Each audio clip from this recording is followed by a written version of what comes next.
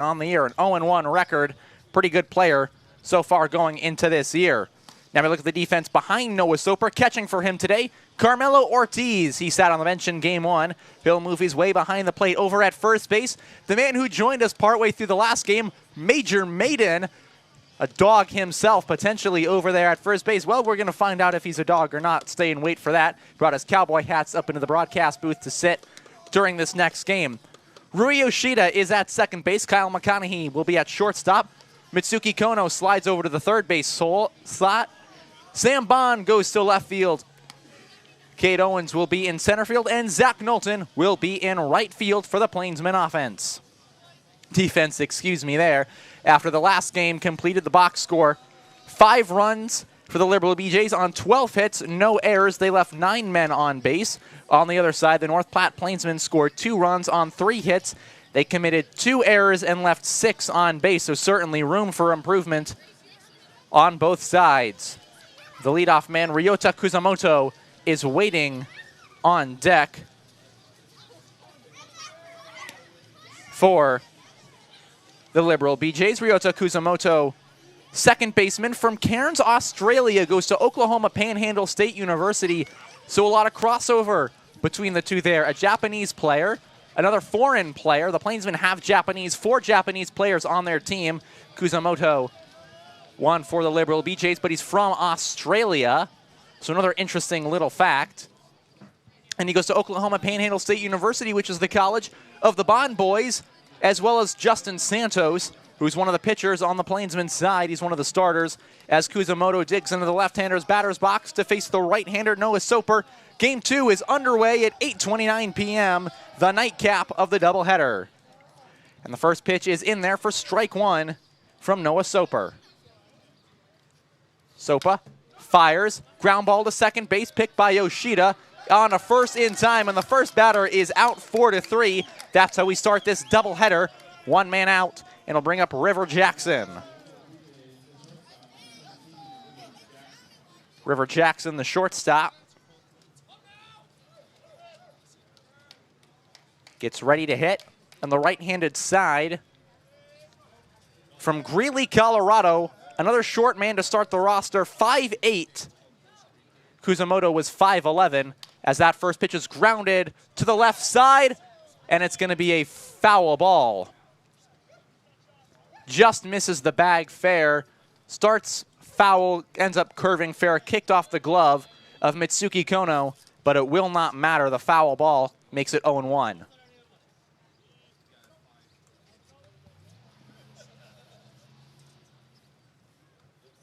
Jackson gets set. He'll face the 0-1 pitch, and it's in there for strike 2. So now Noah Soper has an 0-2 count against the shortstop, Jackson. Soper will kick and fire. Swing and a miss, got him. Noah Soper dealing to the first 2 batters. It's 2 outs. And a nice pitch gets him through, and that'll bring up the 3 man in the order, and that's going to be Polk. Walker Polk, a switch hitter, has faced only righties in today's contest. So now he will face his first lefty potentially in today's game. We'll see if that goes or if it doesn't. As the first pitch is ball 1. Noah Soper's last game was an inning in the 15-12 game on Sunday against the Hayes Larks, as the 1-0 pitch is in there for strike number 1. So the count is even 1 apiece. He pitched 1 inning, allowed 1 hit, played fairly solid baseball against the Hayes Larks, and allowed the Plainsmen to get a bit of a rally going in the 9th. As the 1-0 pitch is in the dirt, ball 2. It's now 2-1. Getting his first start since the series against the Western Nebraska Pioneers. That was held up in Gehring. And this nightcap of a doubleheader. The 2-1 pitch is low. Count is 3-1. So after a quick start, a ground out and a strikeout, Soper in danger of walking the next man in Walker Polk. And now he will get set to try and find his groove in this game. The Plainsmen will hit Rui Yoshida, Cade Owens, and Major Maiden to lead off the first as the 3-1 pitch is outside, and so a 2-out walk will keep life moving for the Liberal BJs, and it'll bring up Justin Hudson. Hudson serving as the DH in this game from Butler Community College. Had a fairly solid outing last game of fielder's choice, but 2 strikeouts to his name in that game certainly dampened his performance as the first pitch is high for ball 1. He struck out looking his first time up and struck out swinging his last time up. In between there was a nifty fielder's choice and a fly out to the center fielder. A fastball finds the strike zone. It's 1-1. Soper will look to cruise through his first inning on the mound and turn the ball over to the offense for the Plainsmen. The 1-1 pitch is in there for strike 2, takes a little bit off it, and is able to pepper it in the middle. So now 1 pitch away from getting out of the inning after the first 2 batters were retired.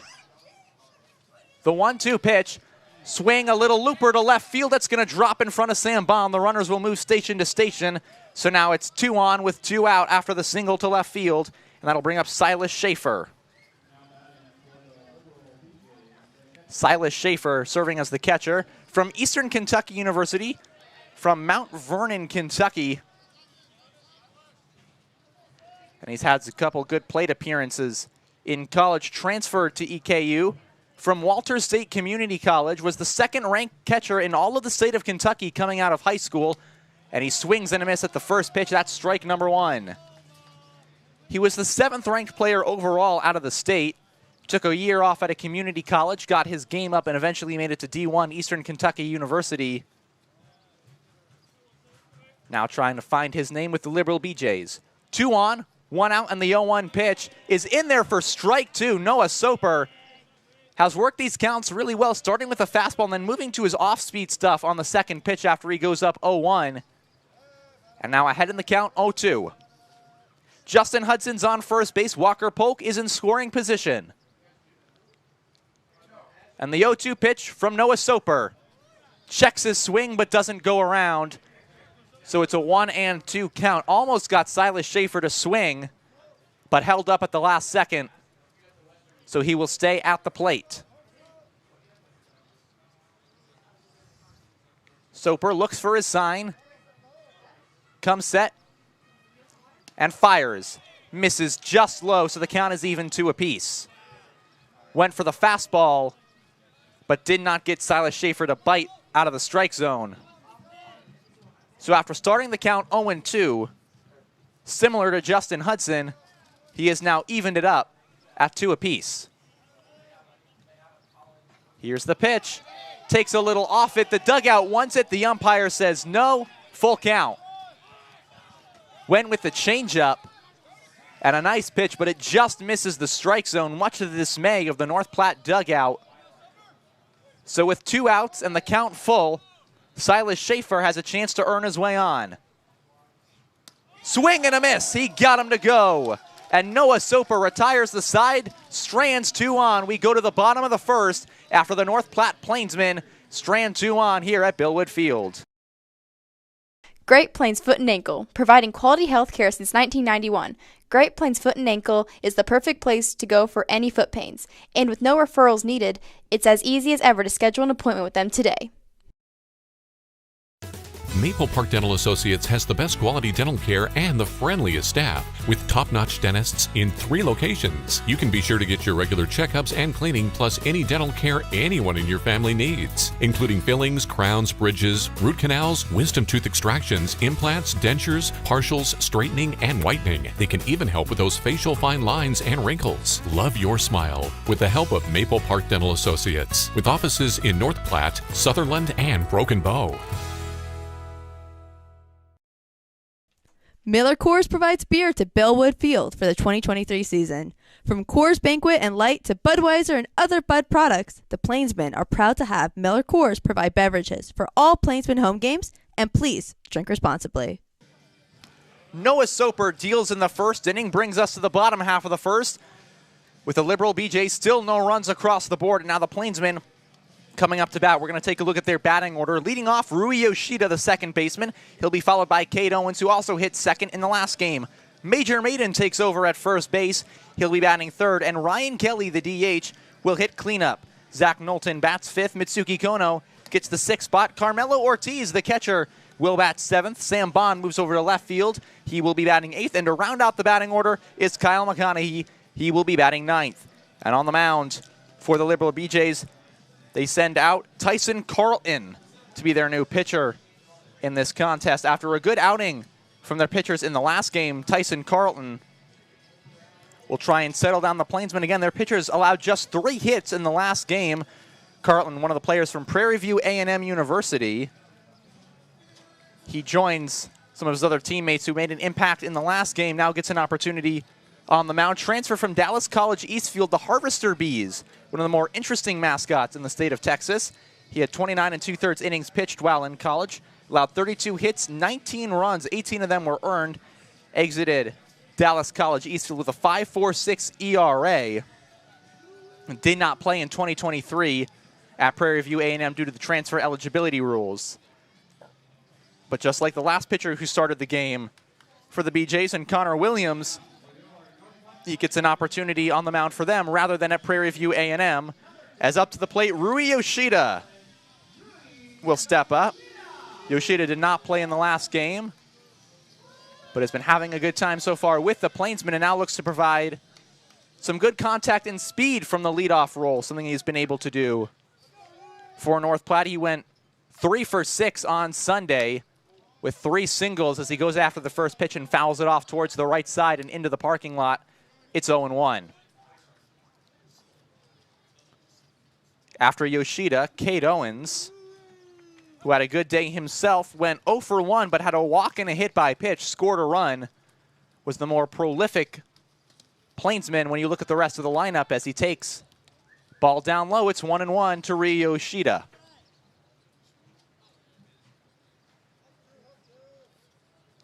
Yoshida gets set in the right-hander box facing the righty, Carlton. Will kick and fire. That's a ground ball up the middle. It'll get past the dive of Rui. That's the base hit for Rui Yoshida. And after a nice performance on Sunday, he comes back in the nightcap of a doubleheader against the Liberal BJs and leads off the Plainsman side with a single up the middle, and that brings up Cade Owens. As I mentioned before, Owens walked and was hit by a pitch. He scored a run in the first inning against Liberal in this game in 2021. He was part of the Nebraska Prospects travel team. As he will show bunt on the first pitch, it's strike one after pulling back. Rui Yoshida will hang on at first base. Over at third base, Hazovsky will play in about 5 steps off the grass, while Polk is holding Yoshida on at first. Cade Owens takes that next pitch for ball 1. It's 1-1, does not show bunt. So the count is even. The middle infielders are in double play up. There's a check on the runner at first base, but Yoshida is back in plenty of time.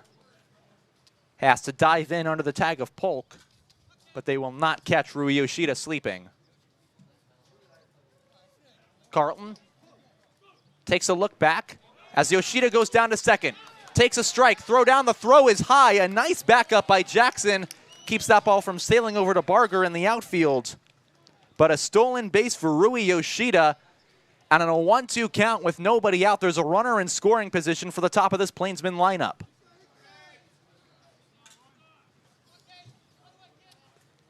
So now Cade Owens in a 1-2 count will likely have the swing sign back on, had it taken off for the Yoshida steal. Here's the pitch, swing and a miss, got him the dirt. Ball gets away from Schaefer. He'll throw it down to first base. Yoshida holds at second, so there's out number 1. And now Major Maiden will take his cuts at first, the first baseman in the 3-hole. And if there was ever a man on the North Platte Plainsmen that was made for Western Wednesday, it may as well just be Major Maiden. He has his 2 cowboy hats waiting in the press box for him after this game. He came up and joined us up here in the last game and shared his enthusiasm and love for Western Wednesday with the North Platte Plainsmen. or his most Western outfit possible for today, and he takes ball 1. Major Maiden has also proved some success at the plate for North Platte during the recent games. He's hitting .250 with a .357 on-base percentage to start the season, as the 1-0 pitch is a line right into the glove of the first baseman, Polk. That's out number 2. Major Maiden scalded it down the line, but Polk was in the right place at the right time, and Walker Polk just had to stick out that left hand that has the glove, snare the ball, and get out number 2. So now Ryan Kelly will hit, with a man inherited in scoring position in Rui Yoshida after the steal.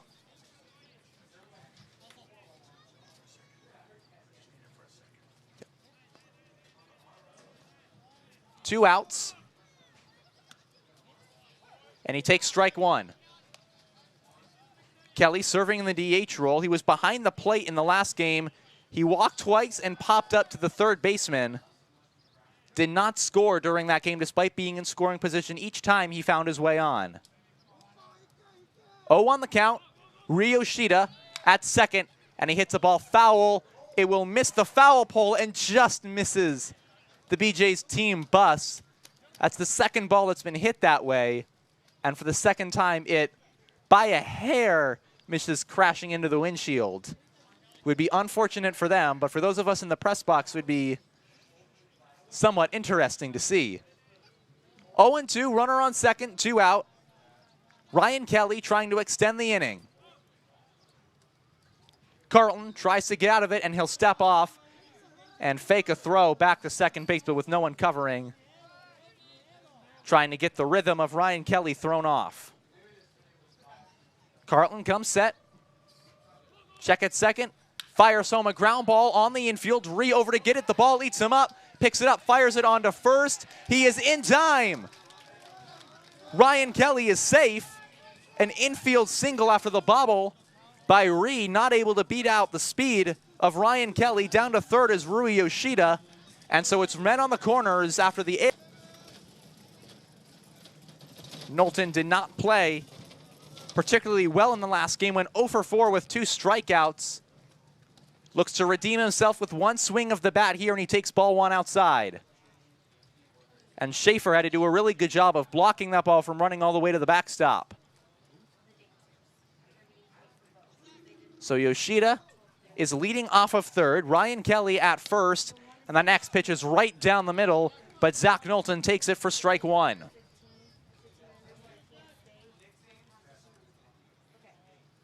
Knowlton ready to hit. The 1-1 pitch is in there for strike 2, looking, and he's looked at 2 straight pitches in the strike zone. Count is now 1-2. Knowlton entered today 1 for 13 on the season with 7 strikeouts. He now has 9 and is scuffling at the plate, but he takes a good pitch outside. Count is even at 2-2.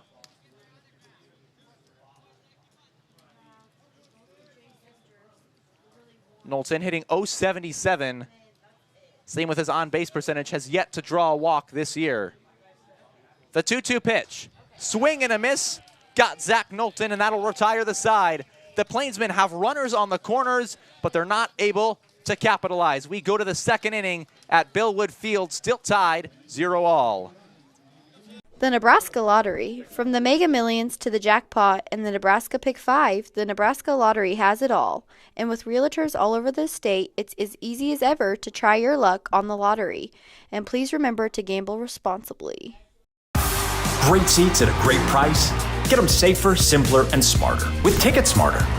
A proud partner to the biggest names in live sports and events, including ESPN events and iHeartRadio. TicketSmarter has seats for over 125,000 live events and 48 million tickets for sale. All backed with the TicketSmarter 100% ticket guarantee. Thinking about your next great live event? Think smarter. Think TicketSmarter. Get your tickets your way, guaranteed, at TicketSmarter.com. Looking to unleash your inner cowboy or cowgirl? Check out KJ's Boots and Western Wear. They have everything you need to embrace the Western lifestyle. Find the perfect fit, whether it's boots, hats, or apparel. Step into a world of Western style at KJ's Boots and Western Wear. Both Noah Soper and Tyson Carlton work out of 2-on, 2-out jams in the first inning as we're still tied 0-0 going into the second as the Plainsmen face the Liberal BJs as the second game in this doubleheader rolls along.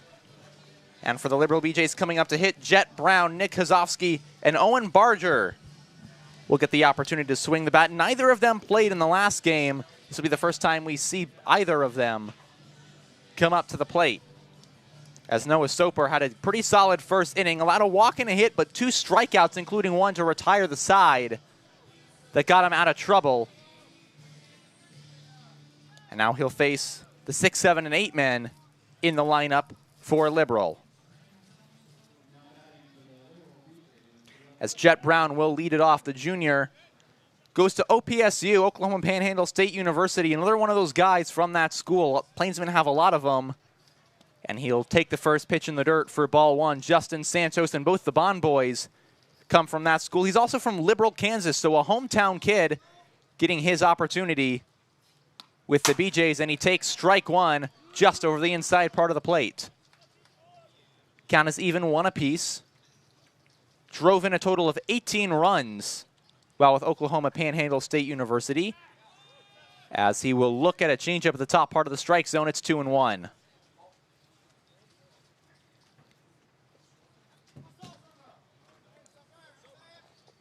Soper readies and fires, and a swing and a miss. Way late was Jet Brown. He swung at about the time the ball was reaching the catcher's mitt for Carmelo Ortiz. So now it's 2-2. As Soper gets ready with the infield in normal positioning. And he fouls it off the plate into the backstop. So he'll stay alive. Count is still 2-2. Jet Brown a little bit closer on that swing than the last one, as now Soper will fire the 2-2 home, and it's outside. Count is full. So another full count by either of these sides. That was part of the narrative of the last game.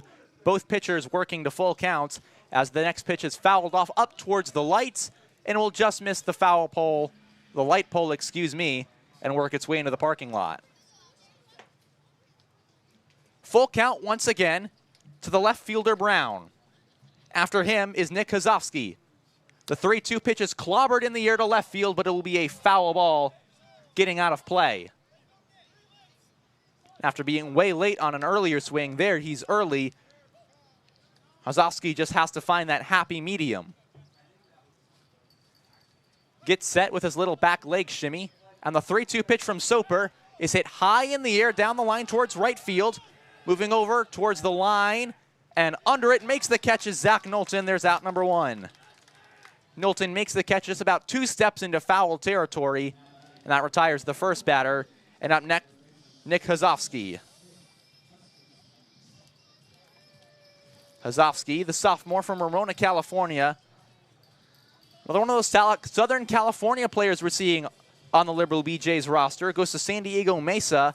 Another one of those SoCal schools. As a swing fouls that ball off and off the glove of Carmelo Ortiz, so it's 0-1. There's also a couple Point Loma State players for the Liberal BJs. As the 0-1 pitch is in there for strike 2. Soper does a nice job of taking a little bit off of it, and the count is 0-2. Trying to put away the second batter, and it's a little high, ball 1. To Nick Kozovsky, who spent last year with the New York Crush of the Atlantic Collegiate League. Swing and hits a high fly ball to right field. Moving in is Knowlton. He will wait under it, and he's got it for out number 2. So 2 batters, both have flown out to Zach Knowlton. One worked the count full. The other, Kozovsky, was down 1-2. And so a little bit of work out there for Knowlton. After getting spend some time as the DH in some previous games, was in center field in the last game, has moved over to right for tonight's nightcap. As Owen Barger takes the first pitch inside, it's strike 1. Soper fires the next one. It's hit in the air to right field. Knowlton on his horse, back looking up at the wall, has room, makes the catch in front of the HRD sign in right field on the warning track. Hit it hard, but not hard enough. and all three batters fly out to Zach Knowlton, and right field must have a magnet in that glove. We're going to go to the bottom of the second inning, and after some hard hit balls, it's still 0-0. Nebraska Land Bank. Nebraska Land provides big bank services with the benefits of a local establishment. With 3 locations in North Platte, Nebraska Land provides home loans and personal accounting services along with business service as well. North Platte Regional Airport. With 2 daily flights to Denver, North Platte Regional Airport is just one short connection away from any destination in the world, all with short lines and personal service. Remember on your next flight to fly with North Platte. Pepsi. From providing beverages to Plainsmen home games to being in the local deli's drink cooler, Pepsi is proud to support the North Platte Plainsmen, and our thanks to them for keeping the drink coolers stocked and ready at Billwood Field. Scottsbluff County Visitors Bureau. Located just 3 hours from North Platte, Scottsbluff County features some of the most stunning landmarks in the state. From Chimney Rock to the surrounding hills and bluffs, Scottsbluff County has it all for your outdoor exploring dreams. The glove of Zach Knowlton must be humming as he goes to the dugout. 3 batters come to the plate, 3 flyouts to right field, including a hard-hit scary ball by Owen Barger that died on the warning track right in front of the HRD Bat Company sign in right field. We now go to the bottom half of the second inning as the Plainsmen bring up their 6, 7, and 8 men. Mitsuki Kono, Carmelo Ortiz, and Sam Bond will hit. Kono and Bond played in the last game. Carmelo Ortiz got to sit in the dugout and wait, and he was enjoying some of that Western Wednesday wearing his cowboy hat, as a lot of these players were while in the dugout during the first game. The players in the second game, maybe they got more of their Western players in the field. They're all wearing their Plainsman ball caps, the green with the stylized gray and silver NP logo on the front. Kono, in the last game, went 0 for 2 with a walk and scored a run, and he had that crazy sequence back in the fourth where he walked, stole second, stole third, and then scored on a balk. Gave the Plainsmen the tie. Eventually they lost that game 5-2. As Kono will face the first pitch, he shows bunt, hits it up the third base line, fielding it is Hazowski. Off balance throw to first is not in time. Mitsuki Kono, another infield hit, beats out the throw, and the Plainsmen have the leadoff man on via the bunt. And how about that, a little drag bunt from Mitsuki Kono, the lefty, lays it the other way.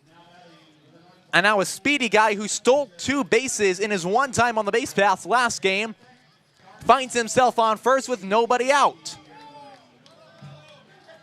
And now it's Carmelo Ortiz. Ortiz was a pinch runner, as back in time is Kono. In the game against the Hayes Larks, that 15-2 one on Sunday, scored all the way from first. As now, he'll wait on his first pitch. As Kono shows steal, stops halfway and runs back. Doesn't matter as that foul ball heads off towards the parking lot once again. Count is now 0-1. Ortiz hitting 1 for 4 on the season. He's scored 1 run, has driven in none so far.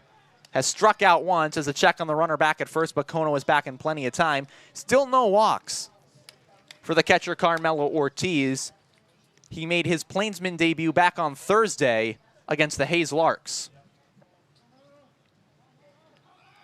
Kono goes before the pitch goes, throw is outside, and Mitsuki Kono, how about the speed for Mitsuki Kono, turns on the wheels, and he's down at second base. A 1-1 count with nobody out and a runner in scoring position. And still not out of trouble are the Liberal BJs, because Mitsuki Kono has been known to steal third. He did it last game. Baiting Carlton. Showing bunt was Ortiz. Tries to pull it back on a ball low in the dirt. The umpire says he doesn't pull it back in time, so the count's 1-2.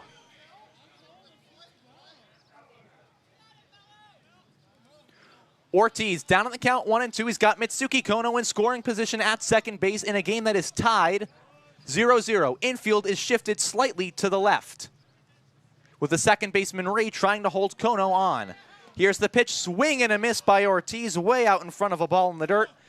And that's the first out of this inning, and Carmelo Ortiz clearly frustrated with himself as he makes his way back to the dugout.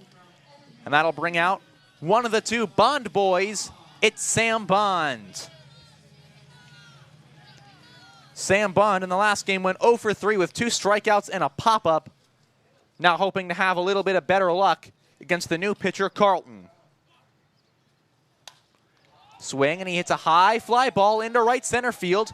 Converging are the fielders, but makes the catch as Ree, the second baseman, and that's a quick out number 2. And so Kyle McConaughey will come to the plate with 2 outs, and after the leadoff single and stolen base by Mitsuki Kono, the Plainsmen are in danger of stranding yet another runner in scoring position. McConaughey got some much-needed rest in the last game. He is 1 for 11 on the season. He has 3 RBIs and 2 walks, 3 strikeouts coming into today's game. As Carlton steps off the mound and doesn't even bother to release the ball back at Mitsuki Kono, as Ree is not holding him on the bag, and Kono is just dancing between second and third. Carlton's first pitch is high, and Schaefer does a nice job of keeping that ball from skipping all the way into the padding in the backstop, or else Mitsuki Kono would be 90 feet away. 1-0 the count, Mitsuki Kono at second base. Kyle McConaughey at the dish.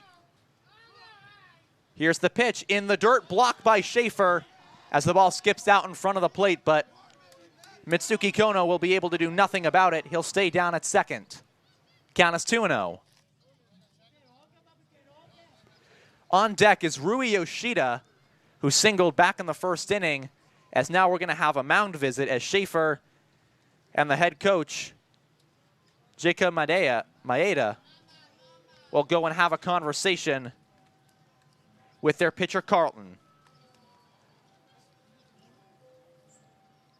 Dusk starting to settle here in North Platte, Nebraska. The time has officially hit 9 p.m. here on this nightcapper between the Plainsmen and the BJs.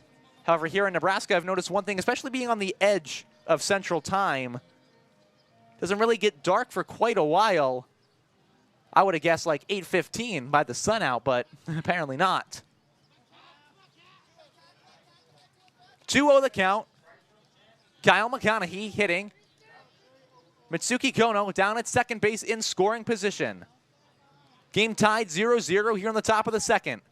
Ground ball foul towards the dugout and heads off towards the tarp. Count is 2-1.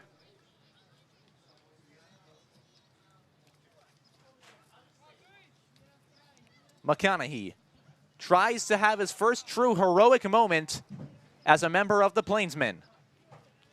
Here's the 2-1 pitch. It's in the dirt, skips away from Schaefer. Can't find it, down to third is Mitsuki Kono. And a wild pitch has now put the first run of today's ball game just 90 feet away from home plate. And it's a 3-1 count to Kyle McConaughey. He has 2 walks this season, batting .091 with a .231 on-base percentage.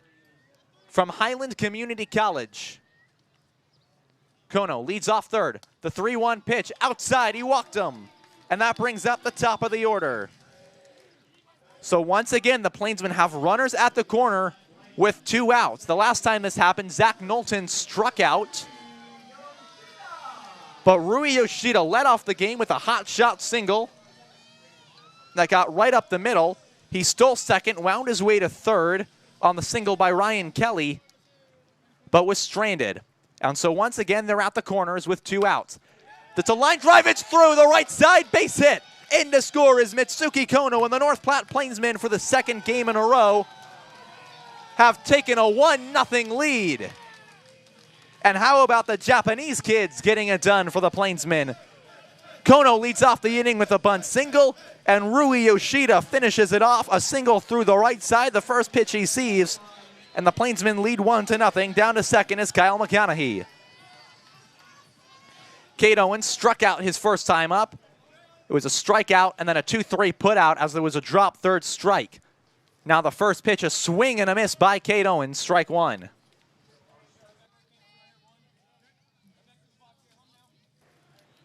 Owens looking to bring in a few runs and give North Platte something to go for. Check on the runner back at second, but Carleton will hold on to the baseball as diving into the bag was Kyle McConaughey, but he will not even be near a sweat. So 1-1, excuse me. With 2 outs, runners at first and second. And that pitch catches the strike zone. It's 0-2. A breaking pitch by Carleton finds its way in. And now the BJs can get out of this inning with minimal to no damage done against them except for the 1 run. Owens is ready, as is Carleton. Looks back at second. He'll kick and fire. Swing and a foul ball off towards the right side, trailing towards the bus, and I think it hit a tire. Cade Owens, it looked like from our angle that it hit the tire or the side of the Liberal BJ's team bus. Unfortunately, it hits the fence, so we are still waiting for that magic moment. 0-2 count with 2 men out, first and second. Carleton comes home, swinging a grounder on the infield, playing in his Hozovsky, but he can't come up with it. He boots the ball, and now it's bases loaded with 2 men out. Rui Yoshida down to second. Kyle McConaughey over to third. It's going to be a hit, and a tough infield signal for Hozovsky. Took a weird bounce off the infield dirt. And so it's bases loaded, 2 outs for Major Maiden. He hit a hard line drive in his last time to the plate, but it was hit right at the first baseman, Walker Polk. As the first pitch is off the glove of Schaefer. Coming into home is Kyle McConaughey, 2-0 Plainsmen, the wild pitch. And North Platte taking advantage of wild pitches. Mitsuki Kono moved to third on a wild pitch, and in the second of the inning, all runners advance 1 base. And already, Carleton struggling out there on the mound. He is trailing in the count. 1 ball and no strike. Maiden, 2 on, 2 out. Swing and a miss, strike 1. Major Maiden swinging for the fences, but he'll swing right through it.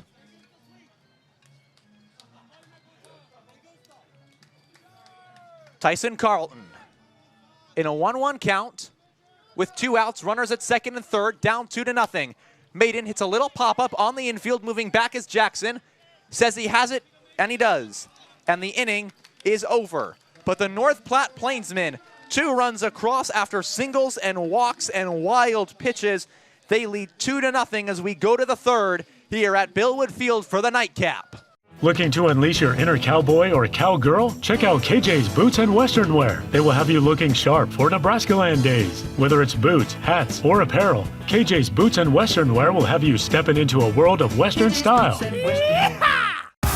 Great seats at a great price. Get them safer, simpler, and smarter with Ticket Smarter. A proud partner to the biggest names in live sports and events, including ESPN events and iHeartRadio. TicketSmarter has seats for over 125,000 live events and 48 million tickets for sale. All backed with the TicketSmarter 100% ticket guarantee. Thinking about your next great live event? Think smarter. Think TicketSmarter. Get your tickets your way, guaranteed, at TicketSmarter.com.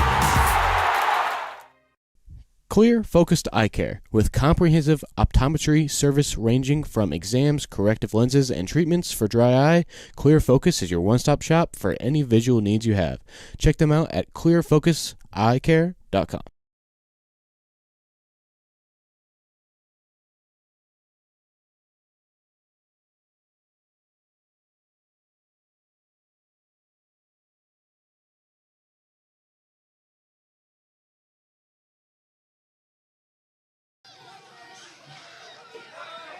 Noah Soper comes back on the mound this time. He'll have a 2-run lead as we have the mascot race, and it looks like Plainsman Pete may have won a mascot race, which is incredible, to say the very least, as we had a photo finish, too close to call. Anyway, the Plainsmen in the second inning, scored 2 runs on some scrappy plays. It was a single by Mitsuki Kono. He stole second, moved to third on the wild pitch, and ended up finding his way home on the single by Rui Yoshida.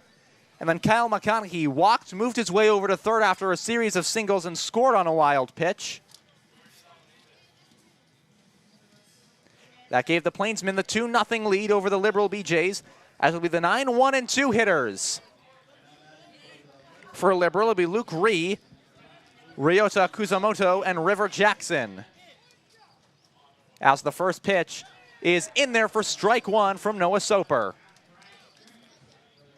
Soper, the last inning he pitched, 3 flyouts, all to the right fielder Zach Knowlton, as the next pitch is high and away, ball 1. The Plainsmen have had a couple of leads throughout this season and have looked pretty good, including in the last game, but they've let them all slip away. Now they have a 2-run lead that they hope to hold on to, as the next pitch is a little low and almost clipping the batter Luke Ree, so it's 2-1.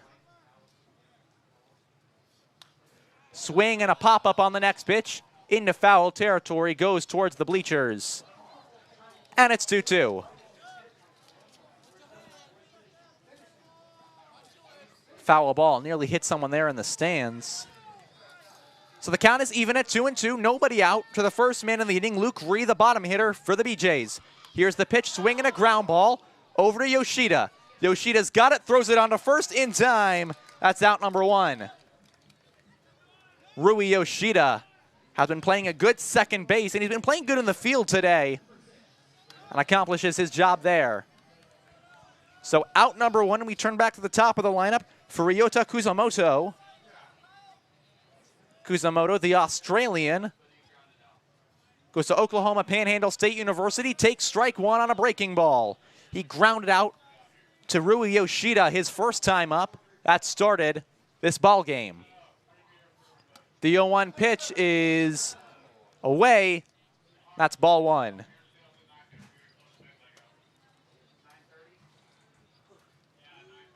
One count. Here's the pitch high, ball 2. That one neck high on Kusamoto.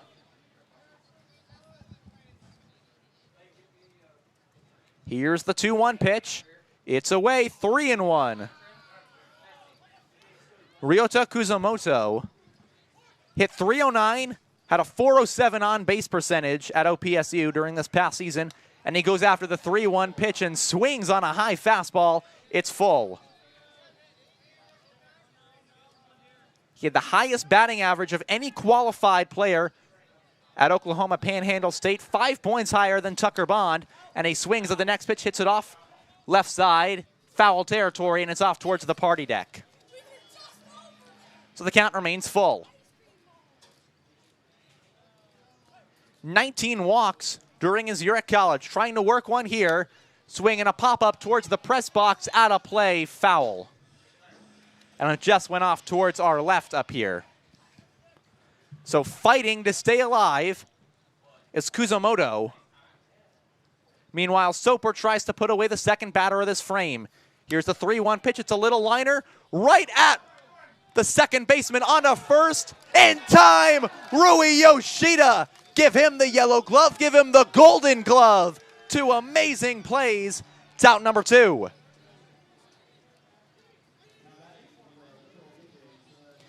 And it was a soft line drive that looked like for a second would find its way through, but Rui Yoshida backed it up, kept the ball in his glove, and some stellar baseball makes it 2 outs for River Jackson, who struck out his first time up the plate.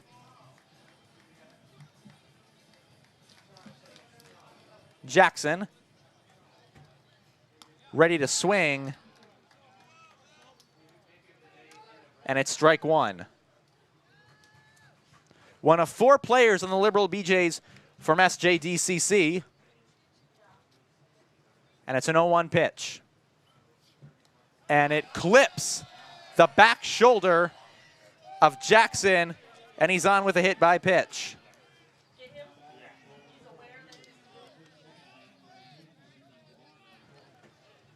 So now 2 outs and a man on is River Jackson, and that'll bring up Walker Polk. Polk walked his first time up. He made his way to second on the single by Justin Hudson, but was stranded there in the Silas Schaefer strikeout. Now he's got a man on first with 2 out. Plainsmen up 2-0. Soper looks in. He'll check on the runner at first, but back in plenty of time is River Jackson. We don't need the umpire to signal that one. He's clearly safe. 0-2. Excuse me, 0-0 with 2 outs, and the first pitch is in there for strike 1. Walker Polk still hitting as a lefty. He's been hitting as a lefty all day by facing right-handed pitchers by the Plainsmen, and I don't know if he's going to see a lefty in today's contest. The 0-1 pitch. Did he offer at it? They say he does. 0-2. That pitch was low, skipped around in the dirt. But it was a nice stop by Carmelo Ortiz and a swing by River Jackson. And now Soper is a pitch away from getting out of it. The 0-2 is just away. Ball 1. It looked like for a half second that may have been a strike, but it was high and away. So it's 1-2. Pitch to Polk is high. It's well over the head of Carmelo Ortiz. Streaming into second is River Jackson. He will stop there after taking a turn. So a wild pitch that went well into the left of Carmelo Ortiz's glove has put a runner in scoring position on a 2-2 count with 2 men out. Soper looks in. He gets the sign on the 2-2. Check back at the runner. He'll kick and fire. Swing, and it's back into the screen. Count remains 2-2. As we see Justin Santos bringing a couple of baseballs out to the umpires. Make sure you stay with us here. The next inning, we're going to have Bryce Butterfield, Game 1 starter, and North Platte native coming up to the press box. Have a little conversation with us after his first game on the bump. Soper ready to fire in on a 2-2 count. Runner at second, 2 down. Checks and fires. Swinging a high fly ball, center field. Moving over is Kate Owens. Calling everybody off, and he makes the catch. Out number 3, we end the inning. Well, we're going to stay right here during the break and have a little bit of a conversation with Plainsman pitcher Bryce Butterfield. Bryce Butterfield, a native of North Platte, Nebraska. Bryce, it's a pleasure to have you on here in between innings. Thanks for having me. Yeah, absolutely. So you're a native of North Platte, Nebraska. You played for the Plainsmen last year. What does this team and this town mean for you? It means a lot because they gave me the opportunity to come back home again and play baseball again in front of my hometown for possibly the last time. Yeah, and, you know, last year, the first year of this team. This is the second year this team has been around. Any major differences you've noticed between these two squads, or really the kind of the feeling around the teams? Not really. We all are a great group of guys, and we all connect really, really well. And we're just here to play baseball and get better at everything we need to do. So I need to ask you about the guy we had up here during the first game, Major Maiden. Definitely a bit of a personality. What does Major bring to the team in terms of just who he is? He brings a lot of energy. He brings a lot of good vibes to the team. And it would definitely be different without him here. Well, I'll tell you what, while he was talking about you guys on the field, he called you a dog. Would you say that Major Maiden is a dog himself? Yes, I would. So being from North Platte and a lot of these players not being from the area, have you introduced any of them to any of the places around here, kind of talk to them about the town? Yeah, I tried my best. It's kind of hard with being from here because everyone's asking you questions. Kind of gets overwhelming sometimes, but I tried my best with helping out everyone that needed help and sending them where they needed to go for the things they needed. Yeah, and there are 4 Japanese players on this team. We talked about, we brought Sota Inden up here earlier in the last game, talked about it a bit with Major, but what is it like having those kind of guys, and what different perspective do they bring to this team? It's really cool, actually. You get to learn about what they do over in Japan, and they kind of teach us Japanese as we all sitting in the dugout here in between innings, and kind of just shows us how their culture is when they come over here. All right, thank you for coming up here. I got one last question for you. What has been your favorite part of kind of being from North Platte and now getting to stay here for some summer ball? The fans. Definitely the fans. The fans are the best part of North Platte. All right, well, thank you, Bryce. It was a pleasure having you up here. Hope to get to talk to you again sometime soon. Thanks for having me. You're absolutely welcome as we head into the bottom half of the third inning here at Billwood Field. As the first pitch is a high fastball to Ryan Kelly. It's ball one. Tyson Carlton still out on the bump for the Liberal BJs. Plainsmen leading 2-0. As the next pitch is outside, ball two. Some nice fastballs by Carlton that has some zip on them, but none of them have found the strike zone. Down 0-2 the count to Kelly, and Kelly hits a high fly ball to center field. Barger has it, and that's out number one. And so one down here in the third inning, and that'll bring up Zach Knowlton. Knowlton struck out his first time up.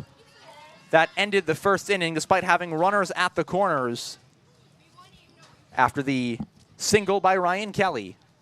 He is flown out in his most recent at-bat as Knowlton takes the first pitch well high and out of the strike zone. It's a ball and no strikes. 1-0 the count. One man down to Knowlton, and he takes strike one outside. Tyson Carlton looks like he's coming out in this inning with some revitalized energy. His fastball has a lot more zip on it than it did in the last frame. As the 1-1 pitch is another fastball and a swing and a miss by Zach Knowlton, as if to highlight that point. He's starting to blow it by hitters, where in his last few innings, he was letting it run in, and those guys were making some good contact and getting on base. 1-2 to Knowlton. It's away, ball two. That is the danger of putting some more oomph on your fastball. You tend to overdo it, and when you overdo it, you lose control. So the count is even at 2-2 with one out to Knowlton, and it's in there for strike three. Zach Knowlton will go down looking, his second strikeout of the game, and a rough day for Zach Knowlton continues, his fourth between both games, and that'll bring up Mitsuki Kono. Kono led off the last inning with a bunt single, took second on a steal, moved up to third on a wild pitch, and scored what was at the time the go-ahead run as the Plainsmen have the 2-0 lead. As Carlton will get ready to pitch it to the speedy lefty, and he takes ball one high. So three batters, three fastballs high of the strike zone for Tyson Carlton. As he comes set and gets ready to fire in the 1-0 pitch, is a swing and a miss into the glove of Schaefer. That's strike one.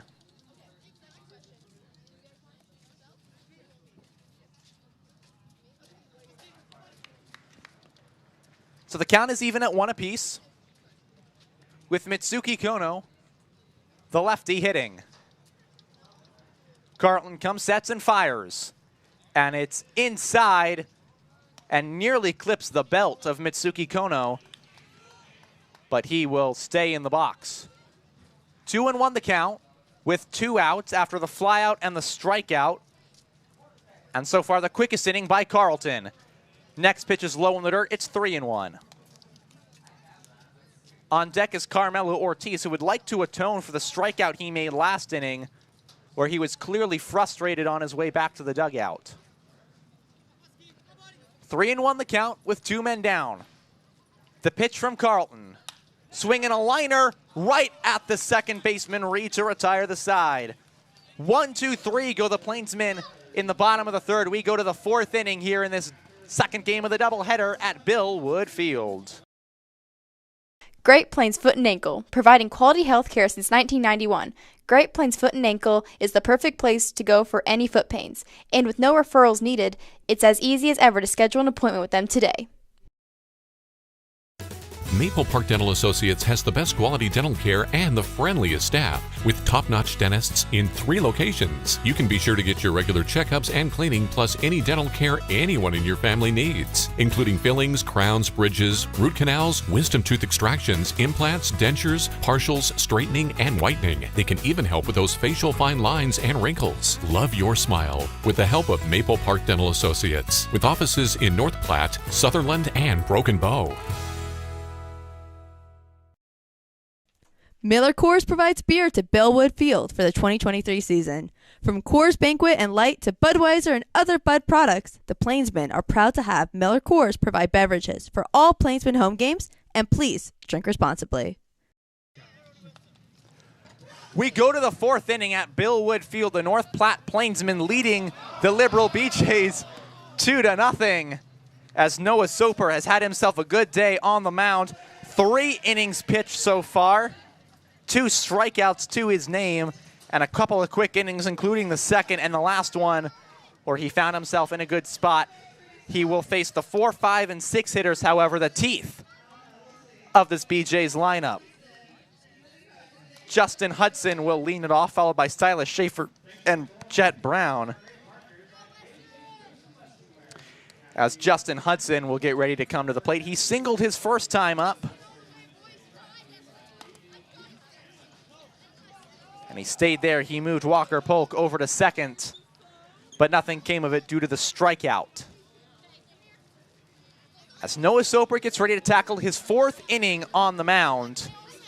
And a major thank you so far to every one of the North Platte Plainsmen players who have come into the broadcast booth during today's 2 games. Major Maiden, Sota Endon, and most recently Bryce Butterfield. We're going to try and do this a lot more throughout the rest of the season, bringing some players up here.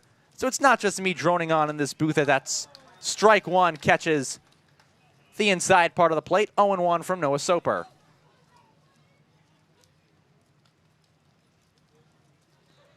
Hudson getting ready. And he takes ball 1 low. Justin Hudson from Butler Community College hit .316 on the season with a .463 on base percentage, 16 home runs. Certainly has some power as he will stay at the base and the ball hit him. However, they say Hudson did not do enough to get out of the way of it, or maybe he knobbed it. Either way, he'll have to stay in the batter's box.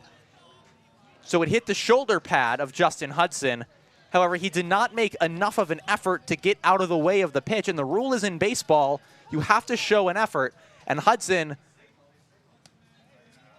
was like a beautiful statue, stoic, and did not move a muscle. And now we see the head coach, Jared Maeda, having a conversation with the umpires. But because of that, instead of a hit by pitch, it's a 1-2.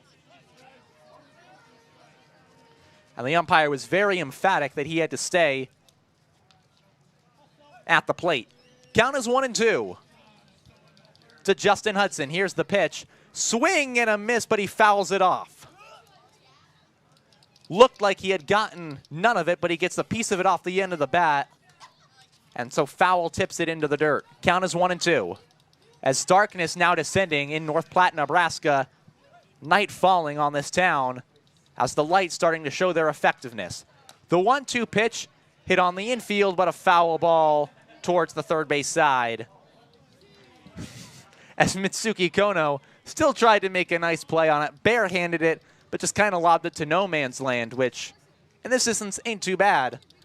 As it's a 1-2 count with nobody out to Justin Hudson. He's fouled off 2 straight pitches. Swing and a miss. Soper dials up the heat, the fastball up and away, strike 3, out number 1. And the 3rd strikeout, the first since the 1st inning for the starting pitcher, Soper. And now with a man out, it's Silas Schaefer. He struck out in a key situation back in the 1st. Now they'll bring him up here in the 2nd. As Schaefer goes after the first pitch, it's high and deep to center field. Owens will have no play on it, it's to the wall. Into second is Silas Schaefer, the throw is cut off. And so Silas Schaefer, a 1-out double all the way to the deepest part of the ballpark, hits just to the left of the 400 sign. And with 1 out, the first real opportunity for the Liberal BJs of this game, the 1-out double. And that'll bring up Jet Brown to the plate. Brown's in his 2nd season with the Liberal BJs. His first at-bat was a fly out to the right fielder Knowlton, part of 3 straight hitters who hit it right to Zach Knowlton in the 2nd inning. And with 1 out and a man on second, Noah Soper wouldn't mind that kind of efficiency as the first pitch is outside for ball 1.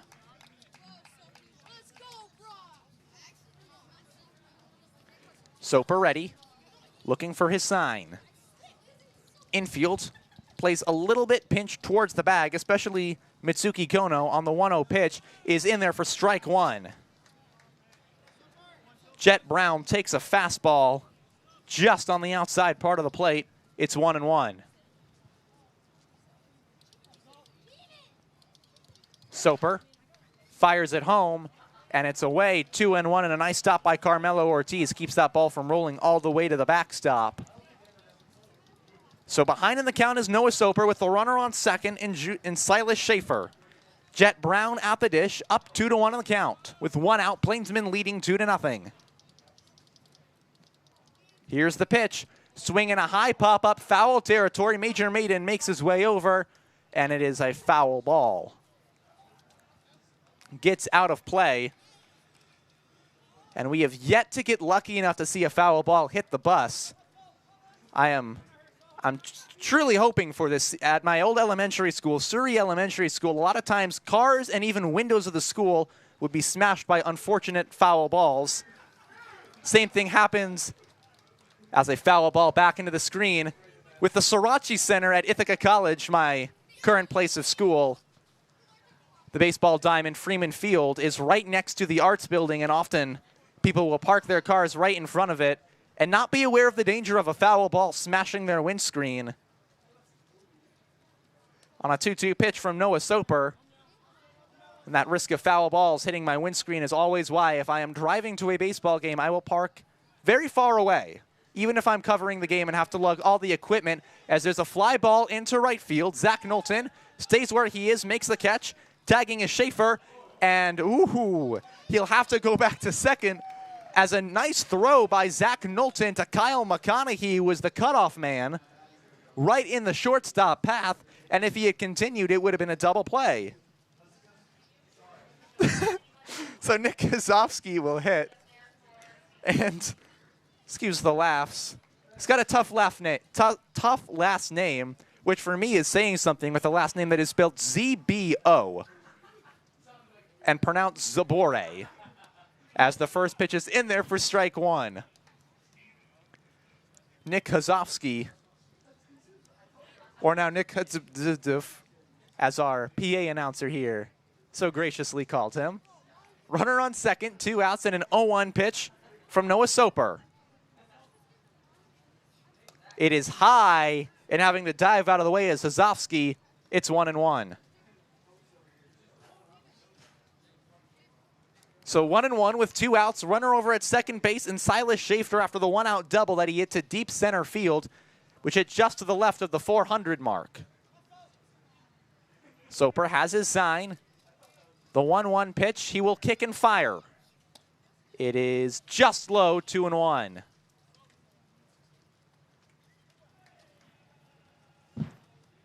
Nick Kozovsky flew out to right field on a fairly routine out for Zach Knowlton back in the second. The 2-1 pitch is away, and it's 3-1. On deck is Owen Barger, who almost hit a ball that would have been a double at the HRD Batco sign, but it was a great catch by Zach Knowlton back in the second. Here's the 3-1. It's in the dirt, ball 4. And so a strikeout, a double, a flyout, and a walk will now bring up Owen Barger, and Carmelo Ortiz will call time, and I'll have a conversation with his pitcher. Plainsmen trying to hold it together here in the 4th inning. They usually have not been able to maintain leads like this for more than 2 innings. However, if they can do it here, that would be a huge sign, and they'd get their batting order up with the 7, 8, 9 men hitting, Ortiz, Bond, and McConaughey. But now they have to get through Owen Barger. Barger hit a hard fly out to right field that was caught by McConaughey right at the wall. That ended the frame. As the first pitch is in the dirt, it's ball 1. Barger hoping to get something going for the Liberal BJs. 2 on. Runners at first and second with 2 men out. Here's the 1-0 pitch from Noah Soper. It's in the dirt. 2-0. And now after having a great start to this game, Noah Soper is struggling to find his command throughout this second part. It is a 2-0 count with 2 on and 2 outs. Soper trying to find his confidence, trying to find his pitch. Here's the 2-0, and he does find the plate. It's 2-1.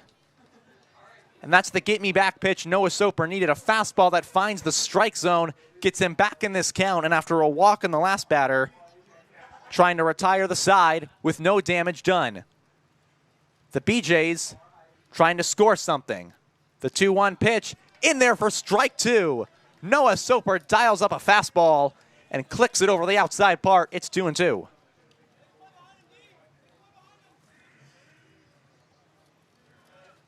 Soper looking in.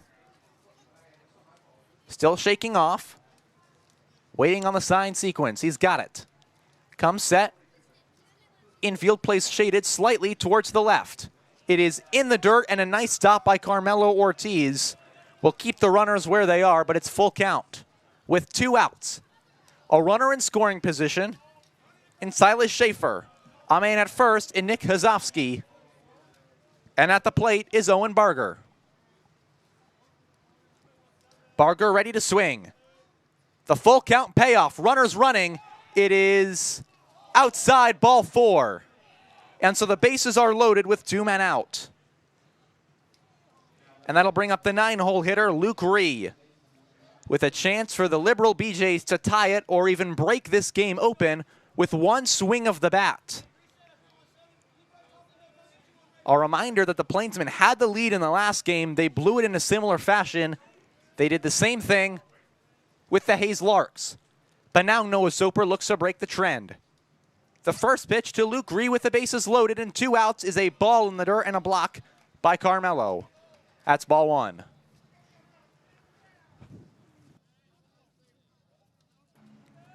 At third is Silas Schaefer. At second is Nick Hazovsky. And recently at first is Owen Barger on the 1-0 pitch to Luke Ree. And it's in there for strike 1. So flirting with danger is Noah Soper, trying to get out of it before it stings him. But ready to go are the BJs. The 1-1 pitch. Swing and a liner, that's going to get over the head of Kyle McConaughey. That'll score 1, that'll score 2. Cutting it off is Cade Owens. Over to third is Owen Barger. The ball is mishandled. Barger scores. Down to third is Luke Ree. And mistakes. And the Liberal BJs lead it 3-2. The North Platte Plainsmen kick the ball around the infield. They cannot get it out of the outfield, as the double to left field scores 3 as they have taken their first lead of the nightcap. And after a start that had looked so good for Noah Soper, now he's down 3-2, and it's the top of the lineup, Ryota Kazumoto.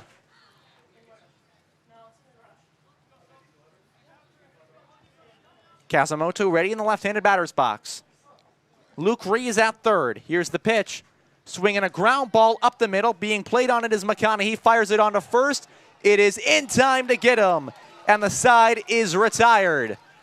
But the Liberal BJs, after being stifled by Noah Soper, they strike on the board. It is now 3-2 Liberal as we go to the bottom half of the 4th inning here at Billwood Field. The Nebraska Lottery. From the Mega Millions to the jackpot and the Nebraska Pick 5, the Nebraska Lottery has it all. And with realtors all over the state, it's as easy as ever to try your luck on the lottery. And please remember to gamble responsibly. Great seats at a great price. Get them safer, simpler, and smarter with Ticket Smarter. A proud partner to the biggest names in live sports and events, including ESPN events and iHeartRadio. TicketSmarter has seats for over 125,000 live events and 48 million tickets for sale.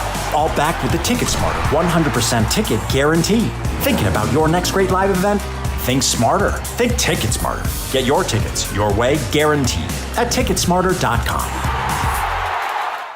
Looking to unleash your inner cowboy or cowgirl? Check out KJ's Boots and Western Wear. They have everything you need to embrace the Western lifestyle. Find the perfect fit, whether it's boots, hats, or apparel. Step into a world of Western style at KJ's Boots and Western Wear. An ejection in the Plainsman dugout at Billwood Field has the press box buzzing. We're trying to figure out who it was. But in the time being, the Plainsmen will bring up their 7, 8, and 9 batters down a run as the Liberal BJs find the scoreboard for the first time today, and they do it in big fashion as it's been done against the Plainsmen pretty much all season long. And a new pitcher for the Liberal BJs after 3 innings and 2 runs by Tyson Gartland. His evening is finished. He allows 5 hits. He allows a walk and 4 strikeouts in his time on the bump as we try and figure out who the new reliever is from the BJs.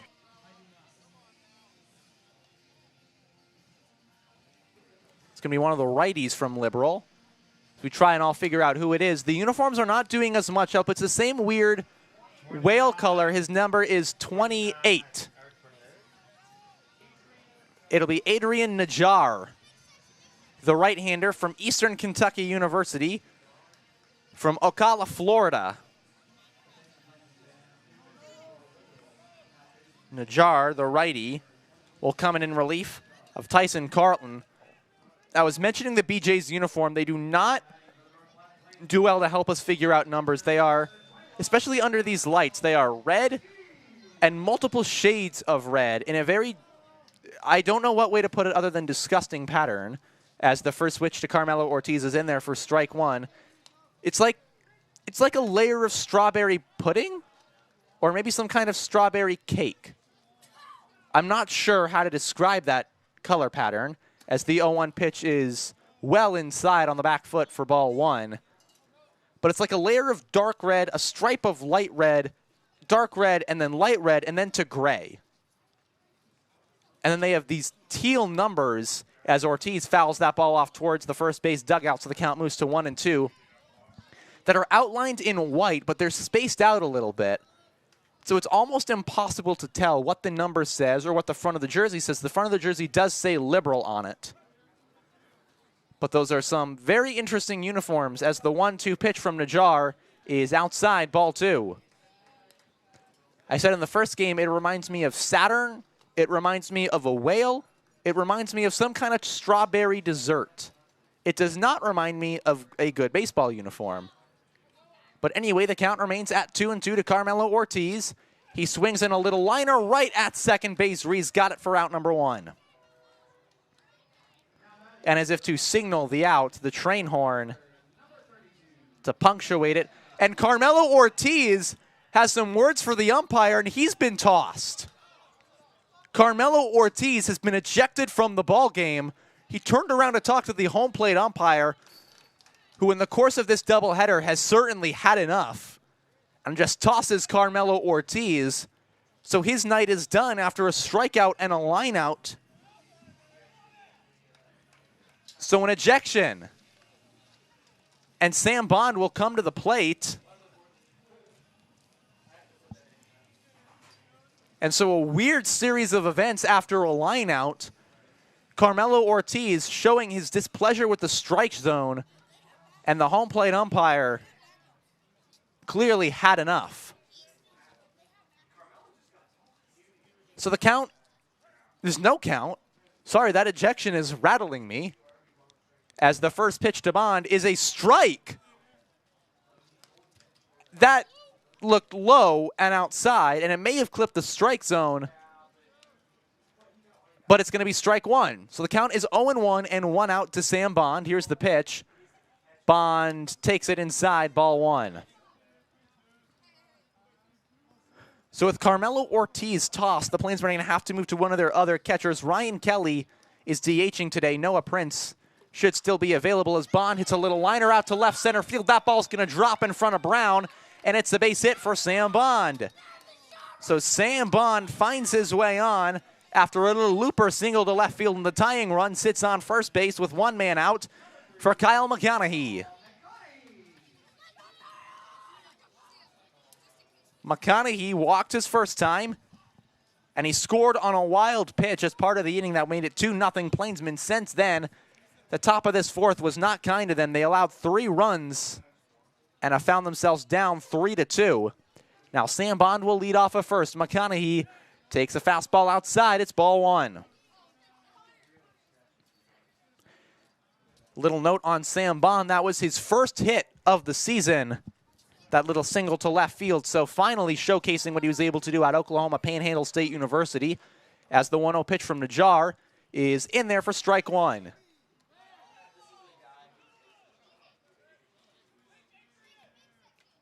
McConaughey in the right-handed batter's box gets set to face the 1-1 pitch from Najjar.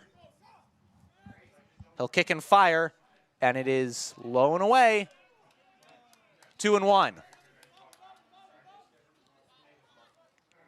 And I swear that was the same pitch that was called a strike on Sam Bond, but not going to belabor on that point as Bond gets the single to left field. McConaughey up in the count, 2-1 against Najjar. Here's the pitch. It is in there for strike 2. And so Kyle McConaughey has evened the count, now 2-2 with one man out.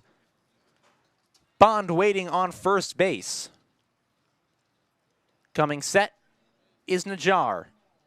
He'll fire. Does he go in the dirt? He does not.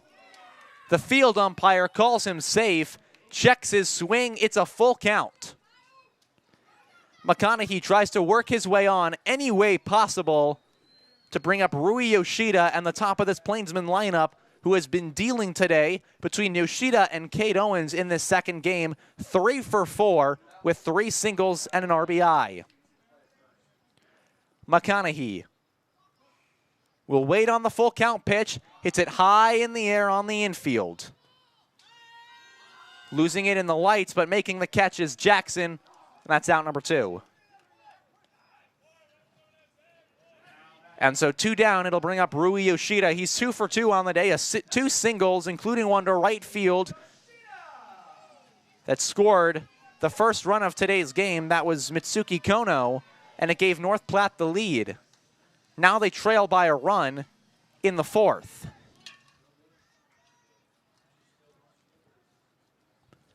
Yoshida has Sam Bond on first, down by a run with 2 men out. The first pitch from Najjar is in there for strike 1.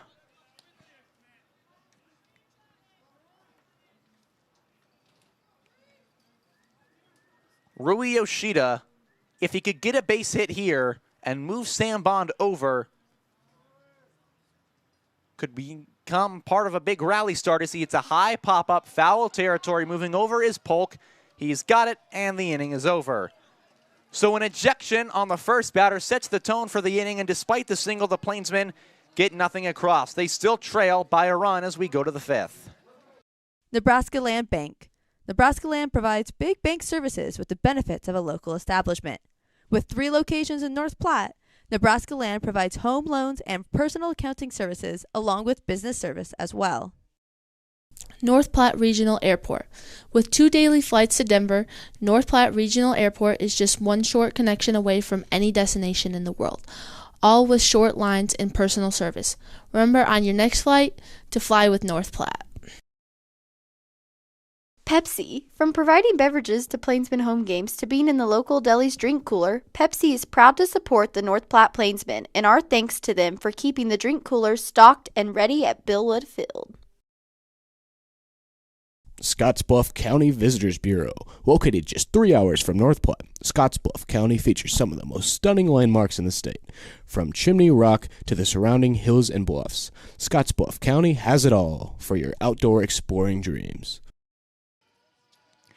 To the top of half of the 5th inning we go, and after an ejection from the catcher Carmelo Ortiz here in North Platte, Nebraska, we have a bit of a change in the field for the Plainsmen. Ortiz obviously out, so in his place is Noah Prince. Prince was supposed to have this second game off from baseball activity. He had the first game off trying to get an entire day's rest. Instead, they will put him behind the plate as Ryan Kelly is still DHing. He caught the last game. They're going to give him time to rest up at the DH spot before tomorrow's game against Liberal, as Noah Soper still remains on the mound. Despite the 3-run inning, he has been able to find a good outing. He'll face River Jackson, the leadoff man.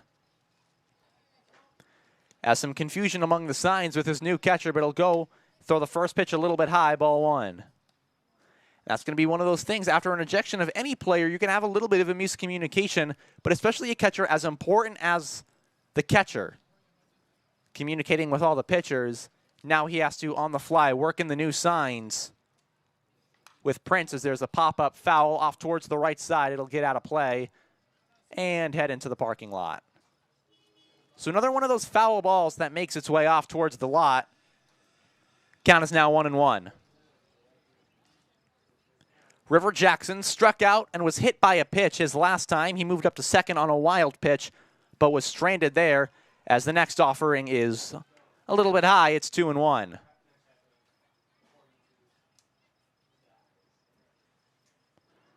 Two on the count to River Jackson. He'll throw that pitch in there, and it is ball 3 outside. The count is 3-1. And we are now getting some clarification in the press box. There was an earlier ejection by the home plate umpire in between innings, and that was Justin Santos who was tossed. So him and Carmelo Ortiz have both been ejected in this game, as a leadoff walk by River Jackson does not start the 5th inning under a good light for the Plainsmen. And now Jared Jones is going to make his way out to the mound. Jones had signaled to the bullpen before the inning started to be ready to go. And now he will go and take the ball from Noah Soper. 4 innings of work by Noah Soper, and a nice job, but ultimately he will leave with the lead against him and a loss currently hanging on his shoulders that the Plainsmen bats can't work their way. We're going to take a break during this pitching change. When we come back, the next side of the 5th inning with a runner on here on the Plainsmen YouTube channel. Nebraska Land Bank. Nebraska Land provides big bank services with the benefits of a local establishment. With 3 locations in North Platte, Nebraska Land provides home loans and personal accounting services along with business service as well. North Platte Regional Airport. With 2 daily flights to Denver, North Platte Regional Airport is just one short connection away from any destination in the world, all with short lines and personal service. Remember on your next flight to fly with North Platte. Pepsi. From providing beverages to Plainsmen home games to being in the local deli's drink cooler, Pepsi is proud to support the North Platte Plainsmen, and our thanks to them for keeping the drink coolers stocked and ready at Billwood Field. Scottsbluff County Visitors Bureau. Located just 3 hours from North Platte, Scottsbluff County features some of the most stunning landmarks in the state. From Chimney Rock to the surrounding hills and bluffs, Scottsbluff County has it all for your outdoor exploring dreams. New pitcher for the North Platte Plainsmen. He'll come out on the bump to relieve Noah Soper after another fine day's outing by Soper, but he gets the tough luck position in this game. And the new man, Nick Hockmer, will find his way onto the mound. Hockmer has only pitched 2 innings so far this season. Has been used far more in the field as a player, but given the opportunity to have the second game of the doubleheader off as a batter, they will bring Hockmer onto the mound. And I'll tell you, Nick Hockmer, he's kind of been the Shohei Ohtani, the two-way player that the North Platte Plainsmen have used throughout this season, as they bring him into this second game of the doubleheader with the leadoff man having walked, and now Walker Polk, who the switch hitter after facing a lefty, facing righties as a lefty, all of his at-bats previously, will now come up and face a left-handed pitcher in Hockmer. So he will move to the other side of the base and take his cuts as a righty, the first pinch hitter we've seen face the North Platte Plainsmen this past season. As the Plainsmen trail 3-2, against the Liberal BJs. And the first pitch is high, ball one.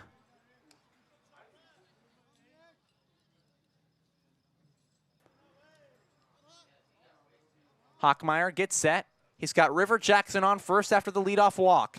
Here's the pitch and a foul ball into the darkness. It's 1-1.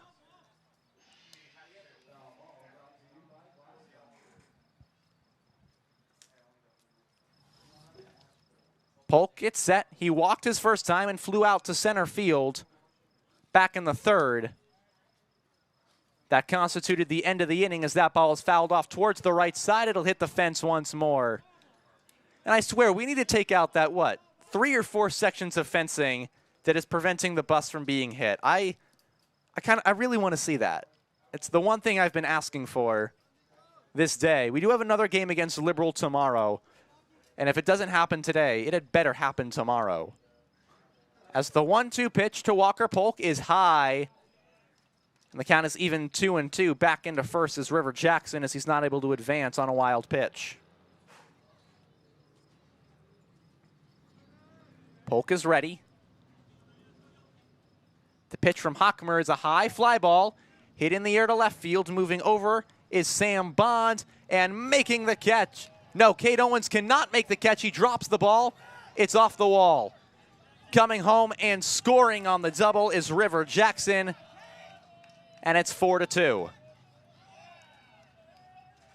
So a double by Walker Polk to left field has doubled the lead for the Liberal BJs as they now look to run away with this game. Already up 4-2 here in the top half of the 5th inning. Try to move to 3-0 on the season while the Plainsmen will try to prevent moving to 0-7 and what would be a pitiful start to a year. First pitch is in there, strike one.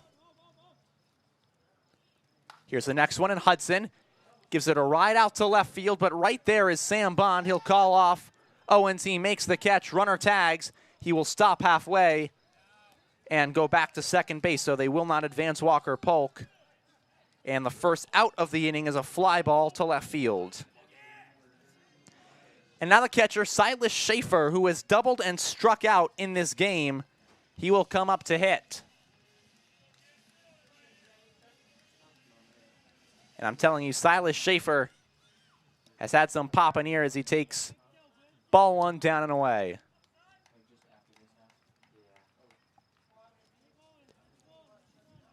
Ball and no strikes. One out, runner on second. Here's the pitch. It's fouled back and out of play. So the count evens at 1 apiece. Silas Schaefer is ready. The pitch from Hockmer is a foul ball. The run that River Jackson scored after the double by Walker Polk will be attributed to Noah Soper. So we can finally close the book on Soper. 4 innings, 4 hits, 4 runs, 4 earned runs, 3 walks, 3 strikeouts. As there's a pop-up on the infield. Major Maiden calling everybody off into foul territory. He makes the catch. That's out number 2. That'll bring up Jet Brown, who has flown out twice, both times to the right fielder, Zach Knowlton.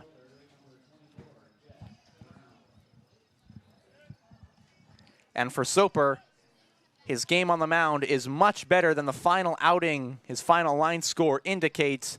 Pitched really well, but ultimately could not find himself out of trouble in the 4th inning as that pitch is in there for strike one. He was really hurt by that lead, by that 1-out double, had 2 outs and then allowed 2 walks and a double as it's strike 2, a swing over the top of it. So the count is 0-2 with 2 outs. A run already across the board for the BJs, but the Plainsmen can get out of it without anything worse being done to them. Here is the 0-2 pitch, back and into the screen.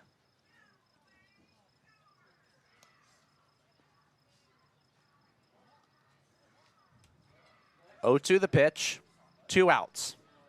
At second is Walker Polk. It's in the dirt and a block by Noah Prince. Counts to 1-2.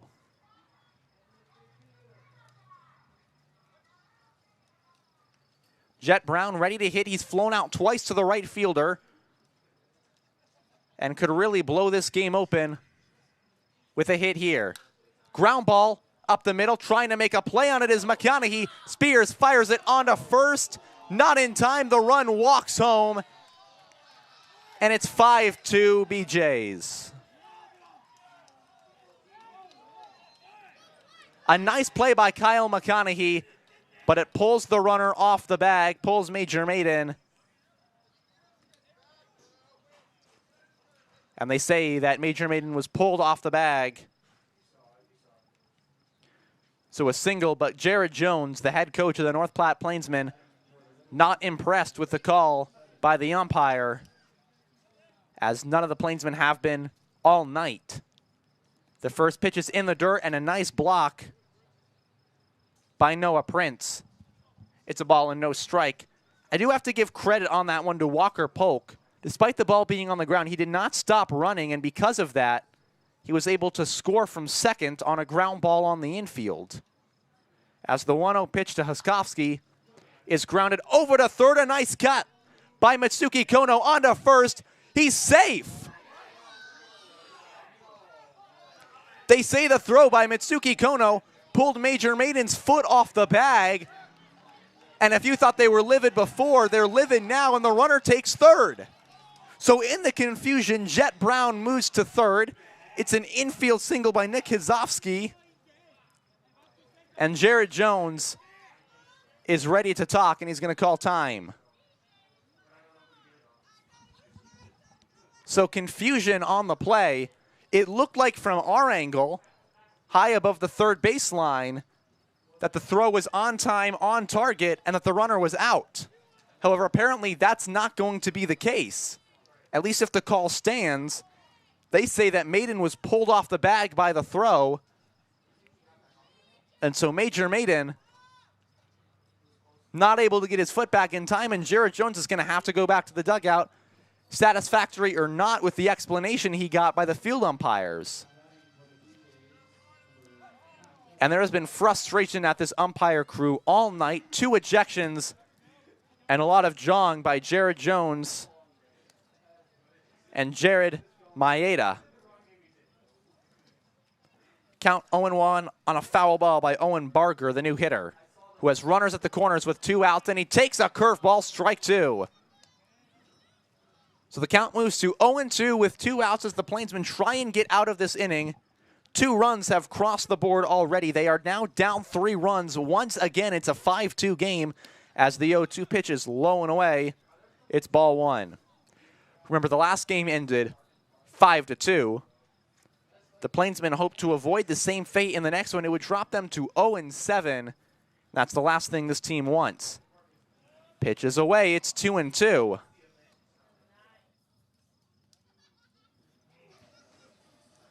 Due to the count, 2 outs, runners at the corners. 2 runs have been across in this inning for the BJs, and that one's inside, ball 3. The Plainsmen have not been able to put away any batter over the last 2 innings, and it has led to some long, long innings and a lot of baseball on a hot, muggy night in North Platte. The pitch fouled back and out of play as the runner at first base, and Hizovsky went on the throw. As Hizovsky will be likely to go on the next pitch. Full count, 2 outs. It's a 5-2 ball game with the BJs up on the Plainsmen. Here's the pitch. Foul ball again. And what have we said about the Plainsmen not being able to put away hitters?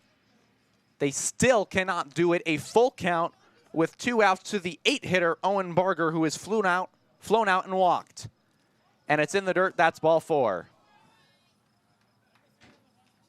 Another walk and an 0-2 count where they cannot put away another hitter. And now it's the 9-hole man, Luke Ree. His last at-bat was a 3-run double that gave the BJs the lead and blew this game wide open. Changed the course. And now Davin Conway is going to go out and have a conversation with Nick Hockmer. The bases are loaded with 2 men out, but the Plainsmen cannot seem to get a single out even if they try and buy one. 2 controversial calls in the field where they say Major Maiden was pulled off the bag. And it looked like, at least on the second one, that he had gotten his foot on. However, no ability to challenge the call other than to argue it with the umpires. And on a day when the umpires have had a pretty heavy trigger finger at throwing these guys out, maybe today's not the day to argue.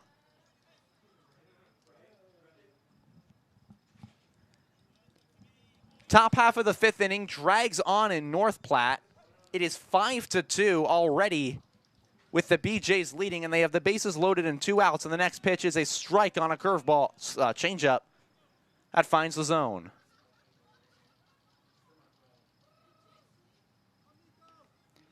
Infield playing their normal position. The 0-1 pitch is a swing and a miss. That's strike 2. But remember, the last batter went to 0-2, and he eventually walked.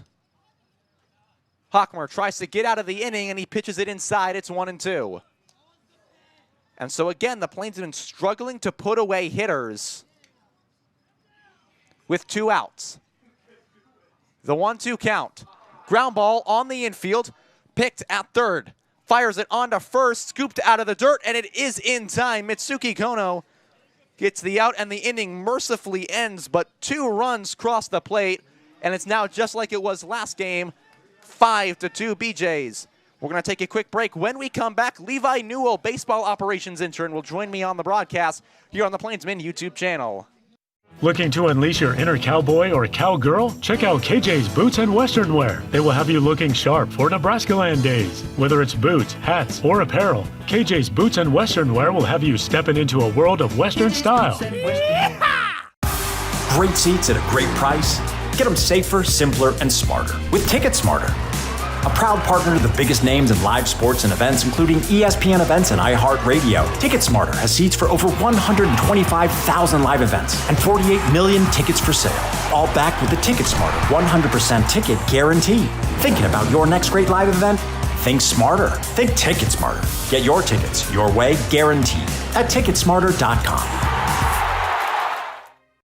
Clear Focused Eye Care, with comprehensive optometry service ranging from exams, corrective lenses, and treatments for dry eye. Clear Focus is your one-stop shop for any visual needs you have. Check them out at clearfocuseyecare.com. Welcome back to Billwood Field. The North Platte Plainsmen trailing 5-2 as we enter the bottom half of the 5th inning, and a special guest joining us on the broadcast, one of our baseball operations interns, Levi Newell. Levi, how are you today? Howdy, partner. Thank you for having me. I'm doing great. We are all enjoying Doubleheader. Western Wednesday, a doubleheader. Yeah. Really a great day for it. Levi, my first question for you. I know you've been preparing for this question. What is it that you do as a baseball operations All night. intern? I've been trying to figure out what I do this whole time, but Still haven't figured it out. So I help out with both post and pre-game meals for the players, getting them fed, anything that they need. Additionally, booking hotels for officials, away teams, anything the coaches or officials need, including lineups, stocking the dugouts as well, roster changes, checking players in when they get here to North Platte, and official scoring and laundry. Really, anything that we need, me and Faith are on it.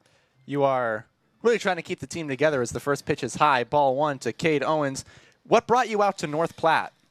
Well, a little thing called Teamworks Online. I was just applying for any kind of job Same opportunity. Same as me. Right. These college wooden bat leagues are everywhere, and I was willing to relocate, and it just seemed like a really good opportunity to get out there in the business of sport. Well, Levi, we've been having a lot of fun here these first 2 weeks interning with the team as the next pitch is high. Count is now 2-1. Is there anything that kind of stood out to you or you want to tell people about, your first few weeks joining with the Plainsmen? It was definitely an interesting experience. A lot has changed since I first got here. We're getting the feel of things a lot better now, and it feels like we're really getting into the groove. And it was an interesting change, but I mean we're full steam ahead at the moment. Looking ahead as that ball up high, so it's 3-1 to Cade Owens as he tries to work a leadoff walk. Is there anything that you're kind of looking forward to as this season drags on? I know we're only in early June, but is there anything that you're really looking ahead at? Right. Well, I mean, I'm looking forward to that 9-game homestand we have within the span of 10 games. That's going to be a grind. Just being at the ballpark, getting as getting as much experience as possible. Also, there's a nice little bowling alley that we have not hit up yet, Toby. We have to see what's going on over there. The go-kart as well. Yeah. There's a few things out here we'd like to explore with the interns. There has been a lot of conversation among the interns of when to go to a movie night, when to go bowling, when to enjoy. Family dinner night as well. Oh, family dinner nights, they are the best. If you would care to explain, what is family dinner night? Because I'm sure a lot of people do not know family dinner night. Correct. Family dinner night, us interns getting real close-knit community as well. We have dorms in the community college. All the interns are in real close proximity. And Elizabeth, our photography intern, she whips up a mean lasagna. So I mean, She any does chance make a mean of Stouffer's food, lasagna. I'm gonna be there. That's for sure. Well, I have noticed that A, because you are my roommate, and B, that is a very good lasagna. I can't disagree with you. I can't put my finger. I don't know what makes it, but like if I put it in it wouldn't be the same. She does it better. It's got to be something about the way that she puts it. I don't know. Maybe it's just the way that the oven works. Right. Yeah, there's some extra love and care there. Now, the guy at the plate, Major Maiden, we have had a lot of experiences with Major Maiden. We've had a lot of fun talking about him. Yeah. What does just Major Maiden feel like? And just try to explain that. Major Maiden is indeed an icon around these parts. He brings that southern charm as well. I mean, he embodies Western Wednesday. We're gonna be honest there. We just went fishing last weekend, and he was just about waist deep into that water. He's not afraid to get down, get dirty, and he walks the walk, I'll tell you. Well, Maiden strikes out looking, so that's going to bring up Ryan Kelly to the plate with 1 on and 1 out. We've got a lot of additions to this team in the last few weeks, even as the season has gone on. What is it like keeping up with that during the year and trying to get all these guys out here? Right. Yeah, we fluctuate quite a bit. We get some players during the season. I know we have a player checking in this Thursday as well, adding and taking away from players. Will happen and will fluctuate throughout the season, but I think it's good to get as many guys here as possible quickly so that they can get some sort of chemistry and add to this bulk up here. Well, the 1-0 pitch to Ryan Kelly is going to be in there for strike one, so the count evens at 1 apiece. Is there anything about being an intern, or is there something about this team that you'd like to share with anyone that we haven't talked about, or just kind of get out there?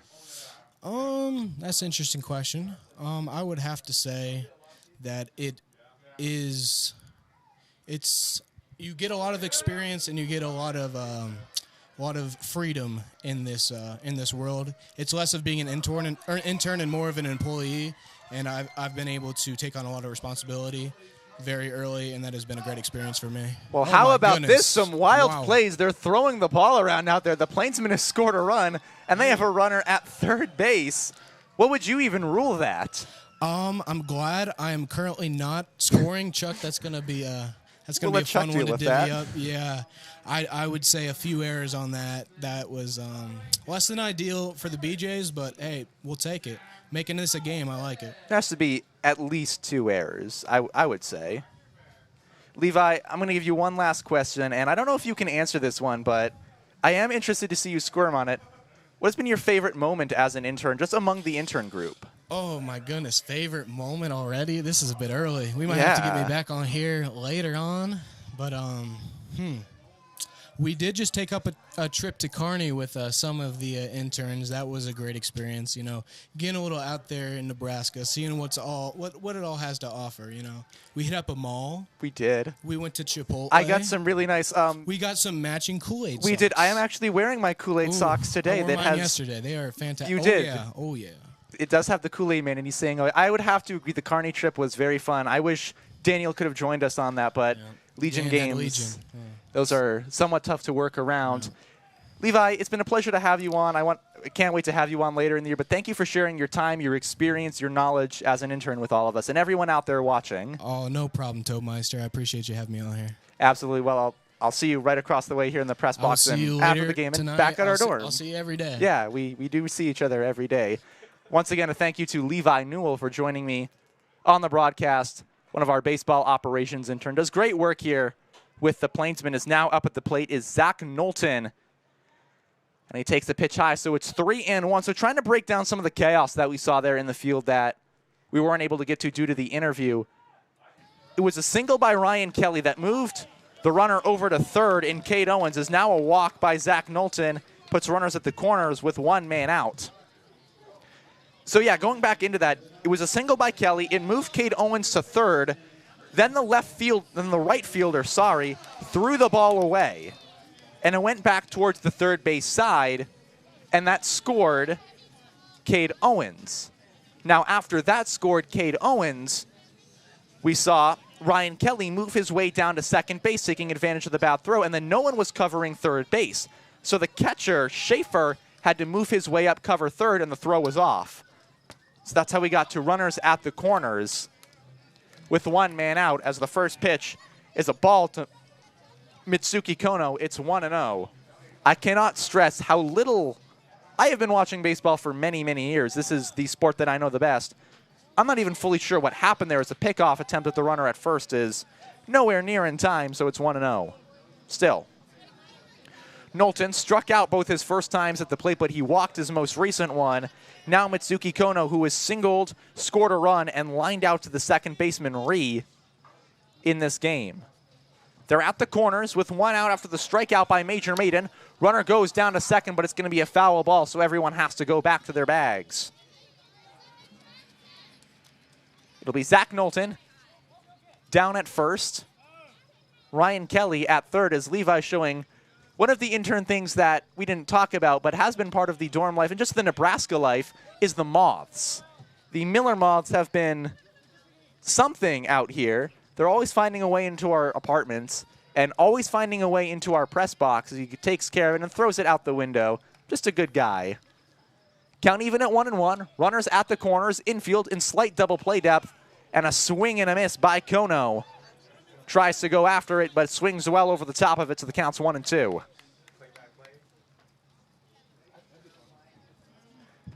And now that Levi back with us, Levi, how about you do a little play-by-play for us? Hey, I'd be ready. Do we have lineups here? I do right here. I know most of our guys, We're, but I can get a little we're on tricky. Mitsui. Mitsui, okay. Yeah, here, I'll share my scorebook with you. You need to write those down. I will write them down, but I can let you look off of them. And I got their lineup right here on this Thank little you. card that Faith All gave right. me.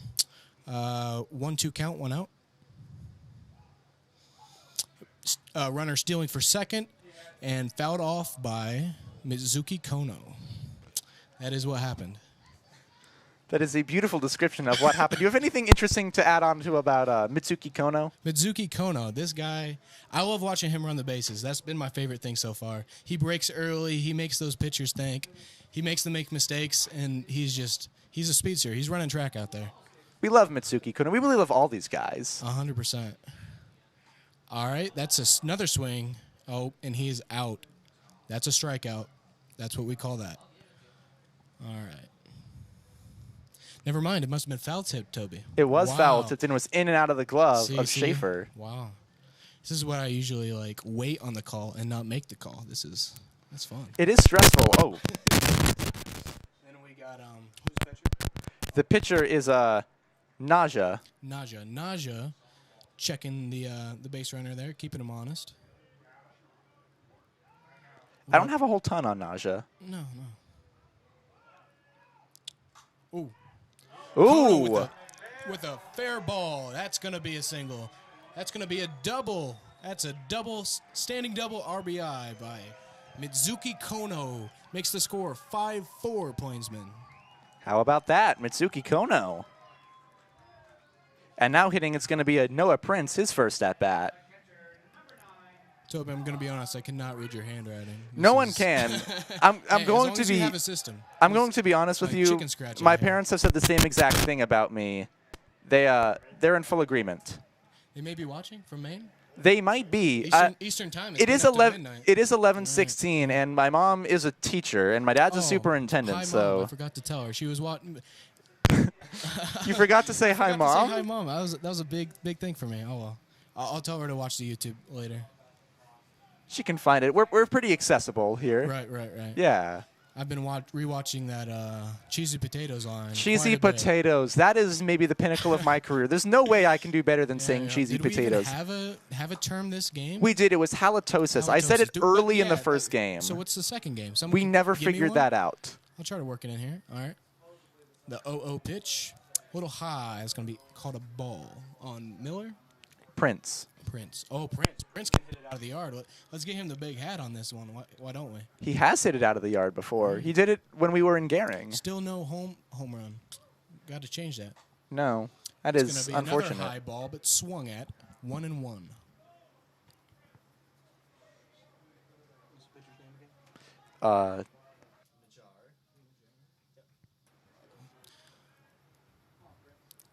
Najjar winding up. It's going to be called a ball. I'm going to be honest, that's going to be hard to lay off as a batter, but very disciplined. I mean, there is a reason why I have said that. Ooh. It's going to be a swinging strike, 2-2.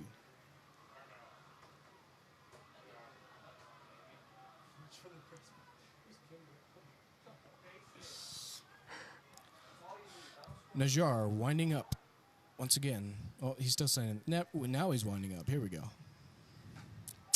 He laid off. It's going to be a full count here. Full count for Prince. Chance to load the bases here for the Plainsmen. That would be good because up next is Sam Bond. We haven't seen much of him, but Not much, but he did get that monkey off his back. He got a single, he did. if I am not mistaken. You are not mistaken. You see, you know what's going on usually. Ooh. And that is a walk, ladies and gentlemen. We have loaded the bases for the Plainsmen here. Up next is Sam Bond. Let's see what he can do. Oh, we got a timeout from the Liberal BJ's manager here. He's going to have a little talk with his fellas. What do you think goes on in these huddles? I think it's just a lot of reassuring. You know, there's not a whole much that you can say. You know, it's not like you're trying to drop a play. It's just, hey, throw the ball in there. Do good. You know, kind of pat him on the back. Did you play in the infield as a high school player? I was a first baseman and a pitcher. Okay. So I was. So what was your coach's go-to? My coach's go-to was usually just to let us sit out there and, you know, we were a bad team anyway, so why do a mound meeting with us? We were going to lose 15-0. I see. It doesn't make a difference if we lose 18-0 or 15-0. We're still losing. Yeah, these stoppages in play can just add let the pitcher breathe. Yeah. A mental recheck into here, but you know, it's always like calm down. There's always that pressure in the back of your mind as a player, so we'll see how he can handle the pressure here. Yeah, it was always like, you know, a pat on the back. Hey, calm down. You got this. You can work on. And then just kind of go off to the dugout, and then we'd allow 7 more runs on 6 errors. And that was Brunswick High School baseball for you. We were a beautiful team. The opening pitch. It's high for ball. 1-0. Only one out. Sam Bond looking to do some damage with the Plainsmen. Hopefully give them their first win of the season here. It has been quite a long time. We're all looking forward to it. We just might be able to split here. Pitch 2 is high again. 2-0. So this is what I would call bases juiced, which I think is a very fun expression. Bases are quite juiced. Did you ever hear squeezed a little bit? Did you ever hear ducks on the pond in your time in high school? I sure did. Yep. That was a very common one. Yep. That's going to be a foul ball. 2-1 for Sam Bond.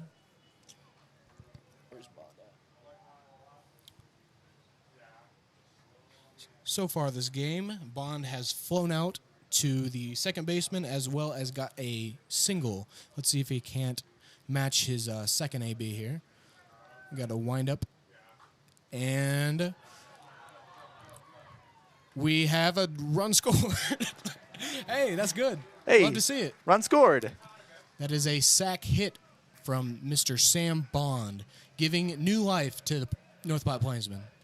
How about that? Scoring is Rui Yoshida? It would be Zach Knowlton. Zach Knowlton. Okay, correct. My apologies.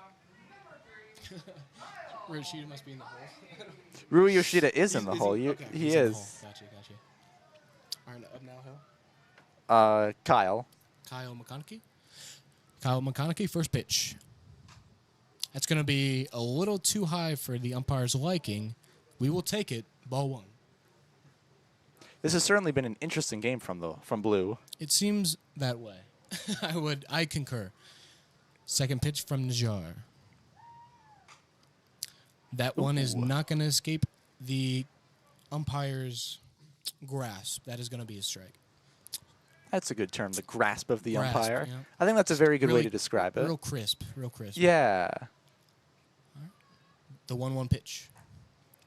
A little high once again, 2-1 with 2 outs. McConaughey looking to give us the lead in the bottom of the 5th. It would certainly be a much-needed lead. I mean, all leads are needed, but... McConaughey swings and hits for a foul ball. 2-2 with 2 outs.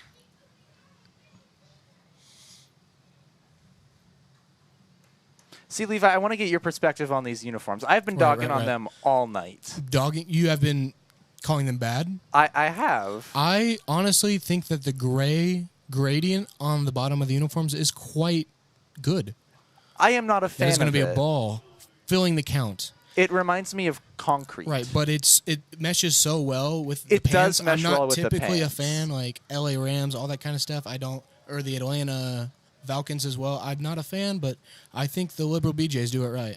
See, for me, it's the top of it that just kind of loses me. Ooh, a hard liner foul ball down the third base side for Kyle McConaughey.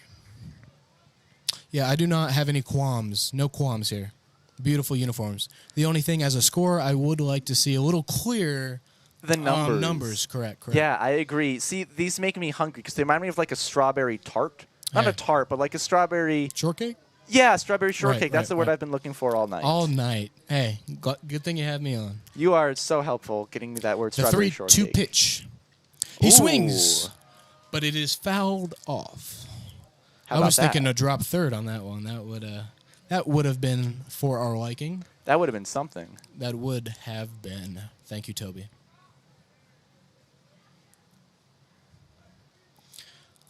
The windup and the pitch. We are waiting on that. Kyle McConaughey is struck out looking. That is an unfortunate turn of events. However, we scored 3 runs in the 5th.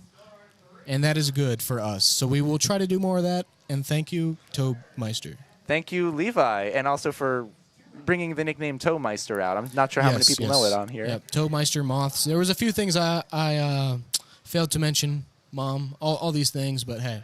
Hey, that's why we have so many games during the season. So many games. We have dozens more. So I will be excited to get on the mic and brush up on my broadcasting skills because they are rusty. Because I've never done this, Toby. That is true, and for a first time, you did very well. And you know what? You're probably not going to be the first intern we bring, the only intern we bring on here. We're going to try and bring as many people as we can over here. All right.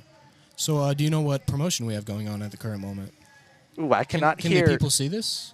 They can. It's not exactly perfect, but they can see. All right, we have Nicole. They can on see the mic. Nicole She's and emceeing Olivia tonight. Yes. And we have a few competitors here for the 6th inning promotion. I do like that man in the cowboy hat. He really is embodying Western Wednesday, similar to that of Major Maiden. I mean, not quite though. It's not quite Major Maiden, but he's bringing the spirit. Love to see it. We do love to see it. Okay, so according to Nicole's verbiage, I would feel ever so inclined to believe that this is the Dizzy Bat race. Is this the infamous Dizzy Bat race? It is. We have all been waiting for. And we are going to chug a few beers as well. This is very North Platte. We love our competition. We have been doing this in North Platte the last 2 days. And these are some lucky fans because the alcohol sales have been over for tonight. Oh, so these are some fans getting it in under the horn. I'm a little not convinced that he's drinking this. It's kind of spilling out both sides of his mouth. He's losing a lot of ounces. And we have his partner. Did the partner even drink? Because she's looking a little tipsy out there. The other one just took a dive. Right. And I'm not sure they know how the Dizzy Bat works. I'm not sure they do either. There she goes. There we go. Nose to the grindstone. See, I know you got in some hot water for your push-up contest in Gehring. Right. Mostly from Dan, our video person. And I don't understand as to why, because I did a fantastic job. See, even their interns agree. My goodness. Oh, wow. dear. There it is. We have a winner in the white. I mean, that is a clear Dizzy Bat, winner. always a good time. But yes, my push-ups were more than sufficient. So They were good push-ups. I side with you.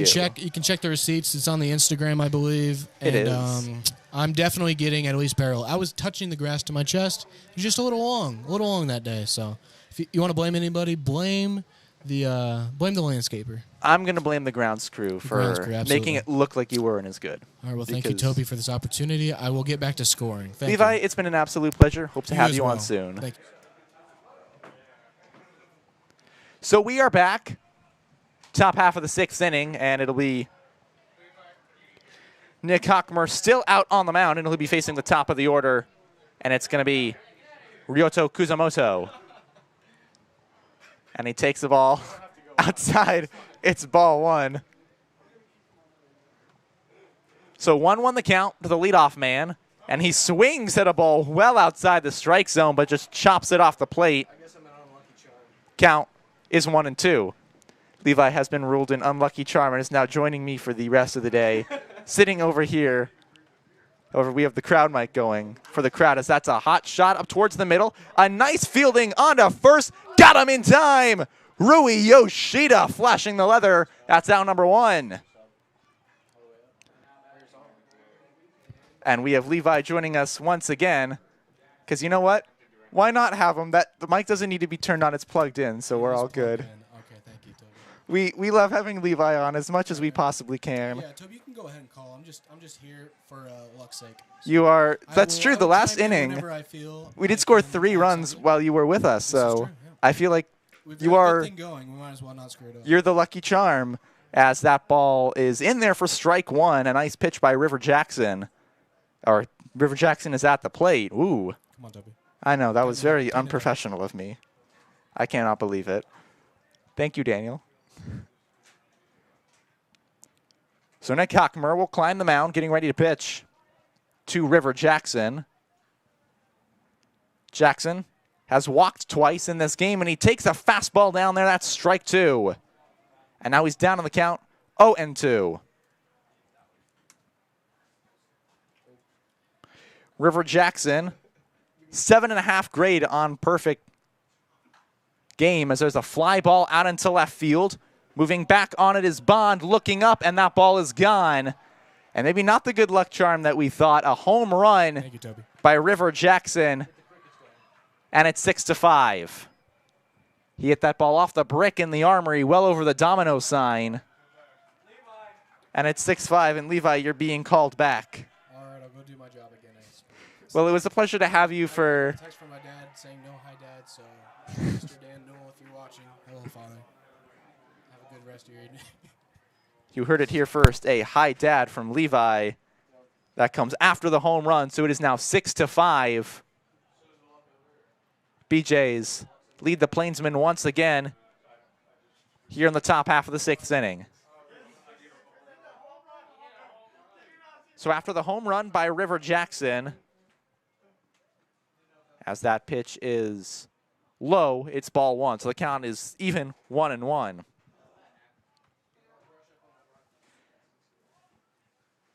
Here's the pitch from Hockmer is up and away. It's ball 2. And believe you me, we're going to make sure that intern series is a recurring thing. We're going to try and bring everyone on here a couple times, have a conversation, talk about what they do, and just talk shop a little bit as that ball is in the dirt. It is 3-1. So Hockmer, after starting the inning with a ground out and a beautiful play by Rui Yoshida, now finds himself down 3-1 and down 6-5 as it's a foul ball off towards the parking lot. And the count is full once again.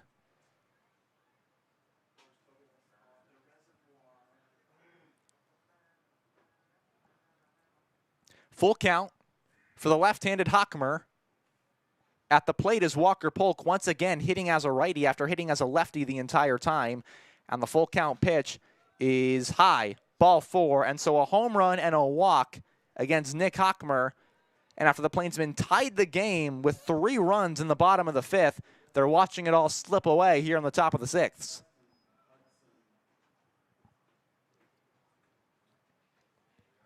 And now batting is Justin Hudson. Hudson will spit on a changeup. It's 1-0. Did not like the look of that pitch. And so with the runner on first, it's 1 ball and no strikes. The pitch from Hockmer is high, ball 2.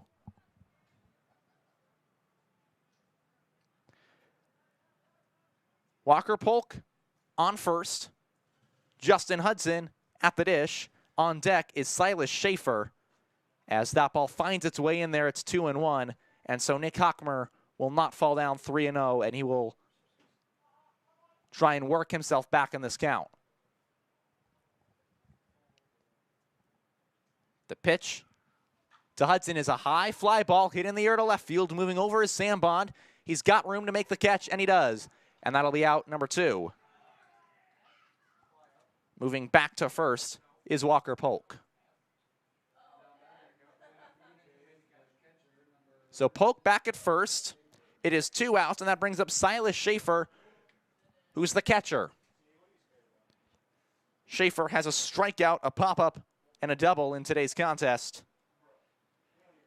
And will now try and get another run in. And he swings a big hack. It's on the infield. Moving over to get it is Kono. Kono flips it onto first in plenty of time. Mitsuki Kono. Another fantabulous play, and the inning is over. But a solo home run has given the BJs a 6-5 lead as we go to the bottom half of the 6th here in North Platte. Nebraska Land Bank. Nebraska Land provides big bank services with the benefits of a local establishment. With 3 locations in North Platte, Nebraska Land provides home loans and personal accounting services along with business service as well. North Platte Regional Airport. With 2 daily flights to Denver, North Platte Regional Airport is just one short connection away from any destination in the world, all with short lines and personal service. Remember on your next flight to fly with North Platte. Pepsi. From providing beverages to Plainsmen home games to being in the local deli's drink cooler, Pepsi is proud to support the North Platte Plainsmen, and our thanks to them for keeping the drink coolers stocked and ready at Billwood Field. Scottsbluff County Visitors Bureau. Located just 3 hours from North Platte, Scottsbluff County features some of the most stunning landmarks in the state. From Chimney Rock to the surrounding hills and bluffs, Scottsbluff County has it all for your outdoor exploring dreams. New pitcher for the Liberal BJs coming on is Holden Carpenter, the lefty from Point Loma University, San Marcos, California. He will come in replacement of Najjar after he had a good outing. The lefty, 6'2", 215, as the BJs seem to have a ton of tall and somewhat stringy pitchers to use on their side. So Carpenter, the lefty, he will come on and he will get the top 3 men of the Plainsmen batting order. It'll be Rui Yoshida, Kate Owens, and Major Maiden.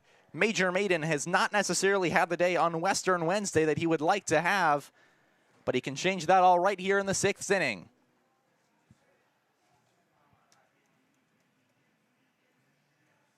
As Carpenter gets ready to face his first batters of the game.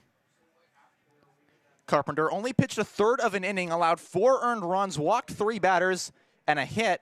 He hit 2 of them as well, struggled mightily on the bump.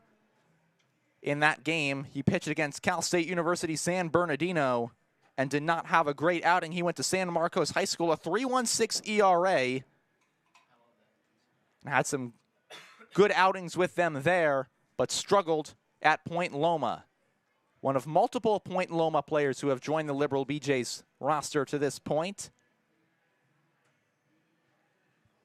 As he will get ready to face the 1, 2, and 3 men for the North Platte Plainsmen. It'll be Rui Yoshida, Kate Owens, and Major Maiden. And Yoshida having himself a day. 2 for 3 with 2 singles and an RBI. He has stolen second, advanced on wild pitches, but is yet to score. As now the first offering is a high pop-up. First base side running after it is Polk. Polk will stop giving chase as it goes out of play and almost hits the batting turtle. It's 0-1.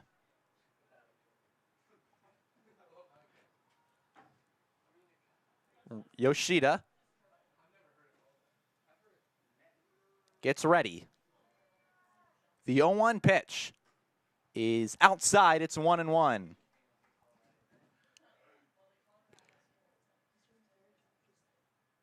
Rui Yoshida getting set after a solid day at the plate. The 1-1 pitch is inside, ball 2. Yoshida had a .341 average, Well, at Clarendon College, over 41 at-bats, 9 walks, 9 strikeouts, and 11 RBIs. He did not steal all the time while he was there, but he has turned the wheels on in North Platte as he hits the ball on the ground over to Hizofsky, who will fire it on to first in plenty of time for the first out here in the 6th inning, and that'll bring up Cade Owens, who himself is having a solid day. He struck out back in the first, but ever since then, he's been on fire. A single, a walk, and he scored a run in the last inning. And now the Plainsmen down a run, looking for a rally starter, and Cade Owens would certainly be someone who can provide it.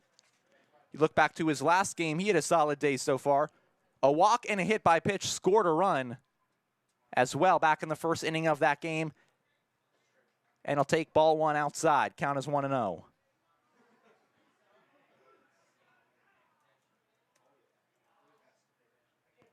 The 1-0 pitch is swung on and missed. The count will now even to 1-1.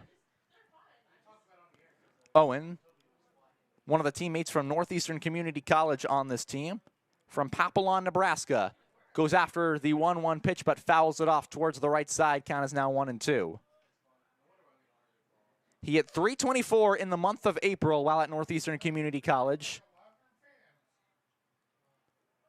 He hit 2 triples as well, and now has an opportunity to give the Plainsmen a bit of a rally in the 6th, down a run, takes a ball in the dirt that bounces off the catcher Schaefer and skips up the third base line.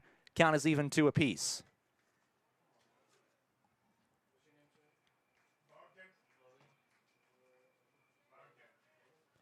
Holden Carpenter has worked his way through a tough but so far solid 6th inning. He got a ground out after facing a couple of tough swings by Rui Yoshida. The 2-2 is fouled off, and it'll get just past the netting and off towards the grass. So the count still stays 2-2, 1 out. Up next is Major Maiden. After that, if anyone gets on, Ryan Kelly would come to the plate. And Kelly has had himself a solid day. Here's the 2-2. Swung on, fouled off towards the foul pole. It will miss a truck, and it will miss the bus. And you could not maybe hear it up here, but maybe you heard it in the background. Everyone up here in the press box cheering for the ball to hit the bus. I can't say I'm not with them. It would just be funny. So the count is 2-2. Cade Owens at the dish. 1 man out. Here's the pitch. It is away, so it's a full count to Cade Owens. He walked his last at-bat and ended up scoring after the wild sequence of events on the Ryan Kelly single. Full count. Pitch. Foul ball. We're going to do it all over again. And he's really making Holden Carpenter work. Carpenter, who did not work this hard at any time during Point Loma State University, now facing a high-stress situation that Cade Owens has put him into. Full count. Swinging a ground ball on the infield, back to Carpenter. Takes a few steps towards his left, fires it on to first in plenty of time. That'll be out number 2, and now Major Maiden has nobody on with 2 men out.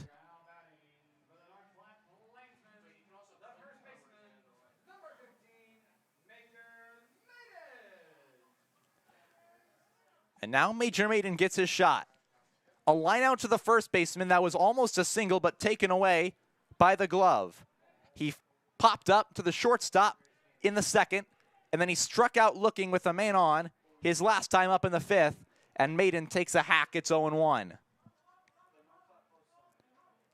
If there would be any time to deliver on any day, it would be Major Maiden to deliver on Western Wednesday, down a run to Liberal. Here's the pitch, and it's in there, strike 2. Just below the Plainsman lettering on the green uniforms. So the count is 0-2. Holden Carpenter is 1 pitch away from getting out of the inning with no damage done.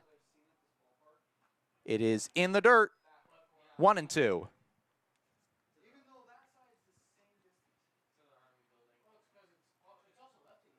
Maiden getting ready. Facing Holden Carpenter. Trying to get out of the inning. The 1-2. Swing and a miss. Got Major Maiden. That retires the side. The Plainsmen make their way to the 7th inning, down a run, as they will try and hold the Liberal BJs to that. We'll go to the break here on the Plainsmen YouTube channel. Looking to unleash your inner cowboy or cowgirl? Check out KJ's Boots and Western Wear. They will have you looking sharp for Nebraska Land days. Whether it's boots, hats, or apparel, KJ's Boots and Western Wear will have you stepping into a world of Western style. Great seats at a great price. Get them safer, simpler, and smarter with Ticket Smarter. A proud partner to the biggest names in live sports and events, including ESPN events and iHeartRadio. TicketSmarter has seats for over 125,000 live events and 48 million tickets for sale. All backed with the TicketSmarter 100% ticket guarantee. Thinking about your next great live event? Think smarter. Think TicketSmarter. Get your tickets your way, guaranteed, at TicketSmarter.com. Clear Focused Eye Care, with comprehensive optometry service ranging from exams, corrective lenses, and treatments for dry eye. Clear Focus is your one-stop shop for any visual needs you have. Check them out at clearfocuseyecare.com. And the sounds of Sweet Caroline play at Billwood Field.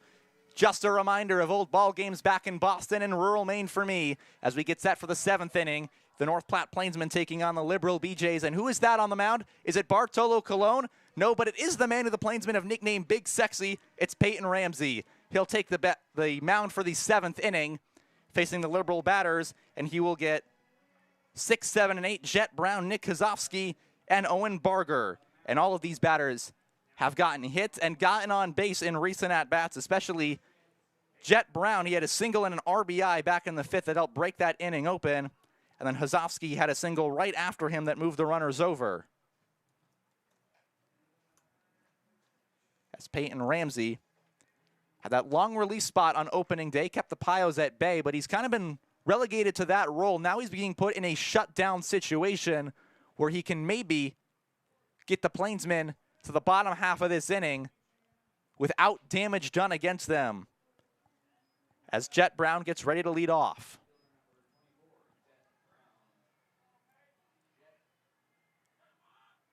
Ramsey getting set.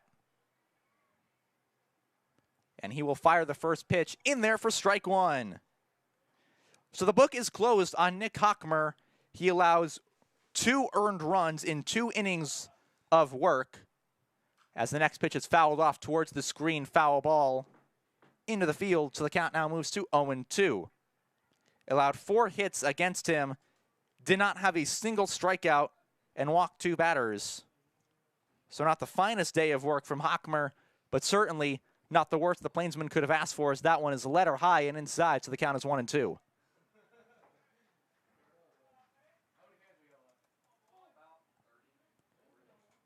Brown, the hometown kid, waits, fouls it, and just past the screen into right field. His 2nd year with the Liberal team. Today, his first time facing North Platte, and the 1-2 pitch. Swung on, foul ball, just gets it off his foot and swings it into the Plainsman dugout, so the count is once again 1-2. Brown spent his last year at Oklahoma Panhandle State University. It was his first year there. He transferred from a JUCO up with eligibility, and he swings and misses on the next one. Strike 3 swinging, and out number 1 for Peyton Ramsey. That'll bring up Kozovsky. Kozovsky, the sophomore from Ramona, California, a transfer from Webster University, and he'll go after the first pitch. It's strike 1 in the dirt. He hit .286 and a .368 on-base percentage with the New York Crush of the Atlantic Collegiate Baseball League last year. And a connection between these two, as the 0-1 pitch is a ground ball foul off to the left side. It's 0-2. So a man who was ejected earlier in today's game, Justin Santos, pitched last summer with the Newark Pilots of a team in the same league, and a connection to the Plainsmen there, and a connection to myself there. Matt Fabian, as that pitch is outside, ball 1. Matt Fabian, the first baseman and sometimes occasional third baseman of the Ithaca College Bombers, also played for the Newark Pilots with Justin Santos, as that ball is ripped foul up over the head of the press box and out towards the dirt parking lot. Count 1-2. So there's always about 2 to 3 degrees of separation between the guys here in Nebraska and something back home. 1-2 pitch, 1 out. Ground ball, third base side. It is a foul ball and a diving effort by Mitsuki Kono, but the ball was foul before it hit the bag, so foul ball.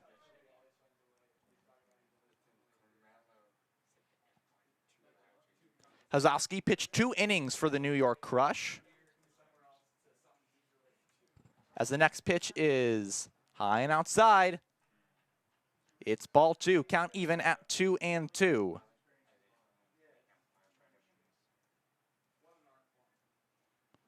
Here's the 2-2 pitch. It is in there, strike 3, got him looking, out number 2. 2 batters, 2 Ks on the board for Peyton Ramsey, and that'll bring up the 8-man Owen Barger, who flew out to right field in the second inning on a hard ball that looked like it might get a double, but a great job by Zach Knowlton, who reached out, made the catch by the HRD Bat Company sign out there in right center field to take it away. And the first pitch is just a little outside, ball 1. He has also walked twice. He scored back in the 4th inning as part of that 3-run inning that gave the BJs their initial lead in this ball game. The 1-0 pitch is in there, strike 1.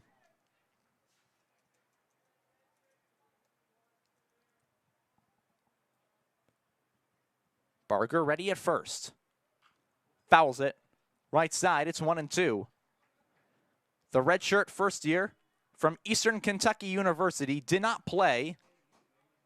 He hit .454 as a senior in high school and was a first-team and second-team All-State in Shepherdsville, Kentucky, and one of the many players from Eastern Kentucky and even the state of Kentucky who have found their way out to southern Kansas and now to central Nebraska to face the Plainsmen.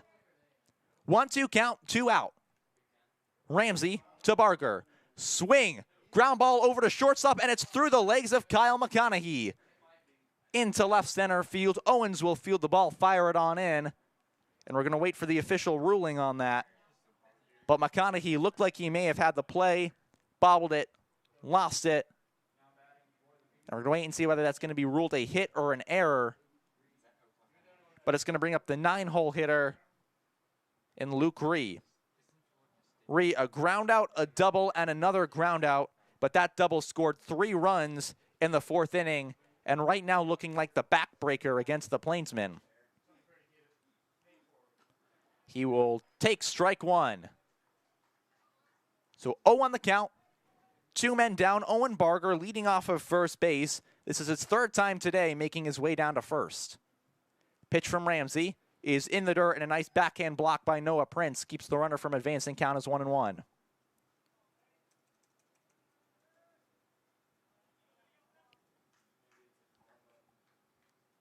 Ready. Runner goes. Swing and a miss. Oh, no, it's a ground ball over to third. Tough to see the ball in this light. The throw's away off the first base side. In to score is Owen Barger. Ree will move his way down to second. He's going to steam his way onto third. Throw is off the glove of the third baseman, Kono. But Ree will stay down there at third. So that's a clear error. Run scores. It is now a 2-run ball game.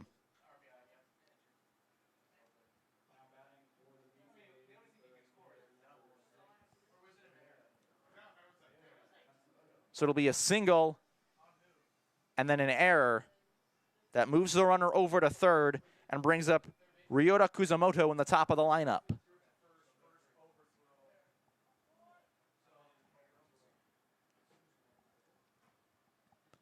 And now we're going to have a bit of a time as just a lob over to first to make sure the runner went at the right, or just check to see if the runner even tagged the base, but they say he does, as the throw does nothing. So runner at third and Luke Ree, 2 outs. Swinging a line drive, foul down the left field line. Count as 0-1.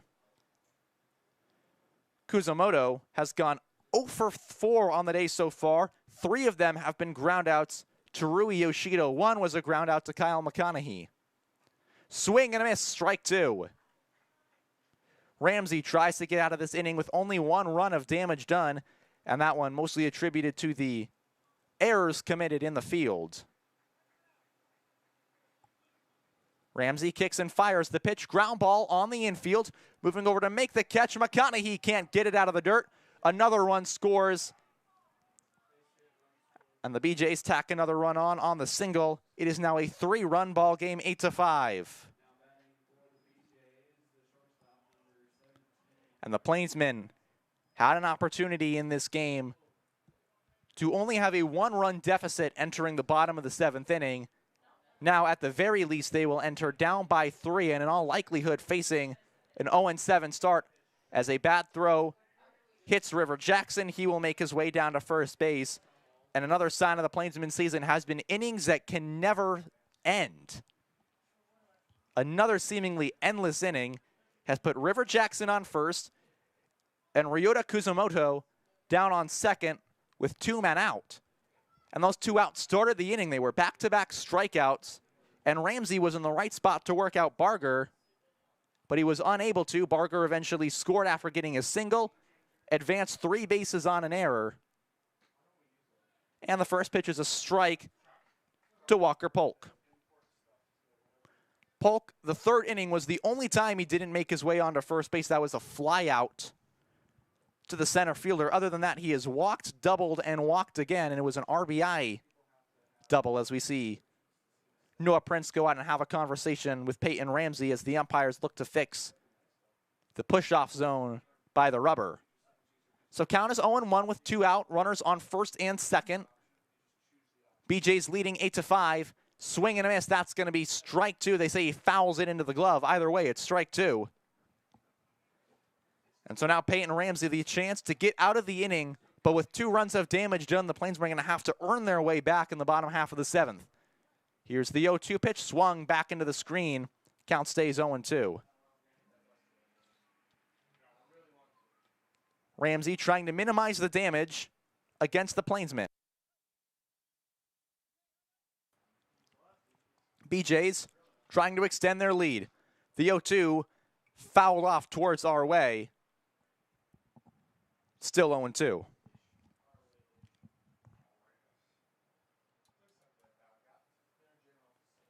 So the count remains 0-2. Runners at first and second. 2 men out. The 0-2 pitch to Walker Polk. Outside. That'll be ball 1.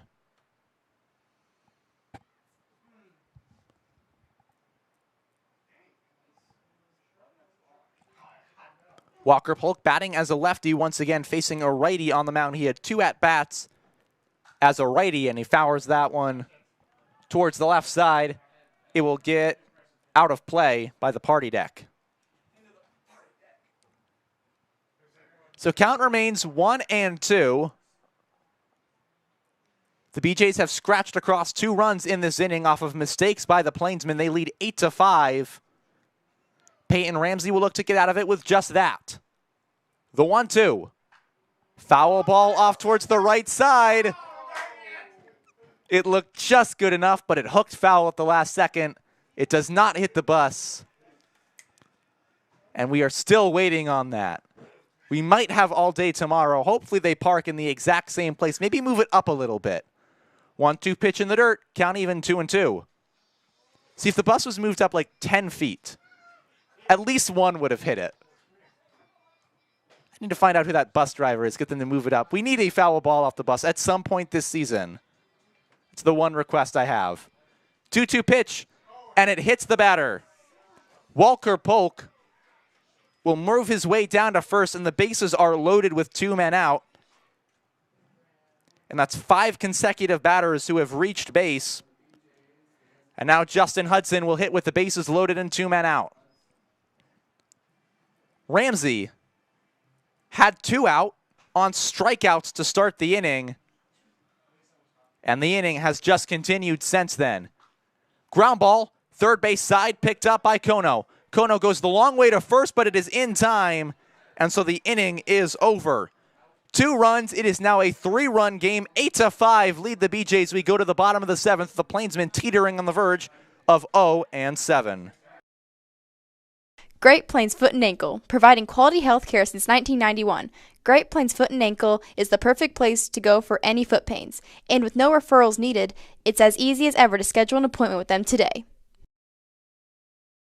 Maple Park Dental Associates has the best quality dental care and the friendliest staff. With top-notch dentists in 3 locations, you can be sure to get your regular checkups and cleaning, plus any dental care anyone in your family needs, including fillings, crowns, bridges, root canals, wisdom tooth extractions, implants, dentures, partials, straightening, and whitening. They can even help with those facial fine lines and wrinkles. Love your smile with the help of Maple Park Dental Associates, with offices in North Platte, Sutherland, and Broken Bow. Miller Coors provides beer to Bellwood Field for the 2023 season. From Coors Banquet and Light to Budweiser and other Bud products, the Plainsmen are proud to have Miller Coors provide beverages for all Plainsmen home games, and please drink responsibly. Last chance for the Plainsmen to score 3 runs, down 8-5. We go to the bottom of the 7th inning as the Plainsmen are on the verge of falling to 0-7 to start their season. They would begin 0-4 at Bellwood Field. And they're going to have to do it again against Holden Carpenter, who went 3 batters, ground out, strikeout, and it'll be the 4, 5, and 6 hitters for North Platte scheduled. Ryan Kelly, Zach Knowlton, and Mitsuki Kono. And if there are any 3 hitters the Plainsmen would one up to try and get a 3-run rally, it is those. Remember, they did score 3 runs in the 5th inning. That tied the game. They allowed 1 in the top of the 6th, 2 in the top of the 7th, and now once again, they find themselves down by 3. Kelly, the DH, will lead us off. And the first pitch from Holden Carpenter to Ryan Kelly is outside, ball 1. Kelly on the day, 2 for 3. 2 singles, has scored a run and flown out, fouls that one off right side, and too little. So ball, count now 1-1.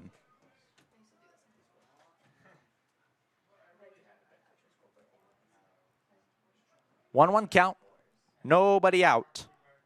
First batter, Ryan Kelly, the DH. It is outside, ball 2.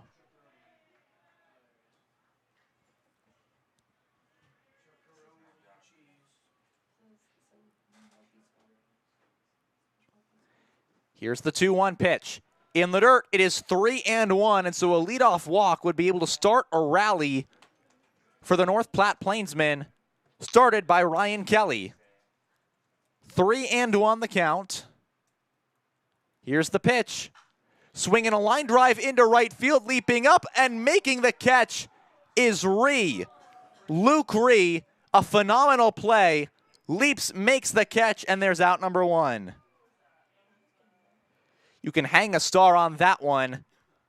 Ryan Kelly looked like he had a leadoff single into right field, but Ree took about 5 steps out, jumped up, made the catch, and now Zach Knowlton will have to hit with 2 men out, with 1 man out, and nobody on base, and he takes the first pitch strike.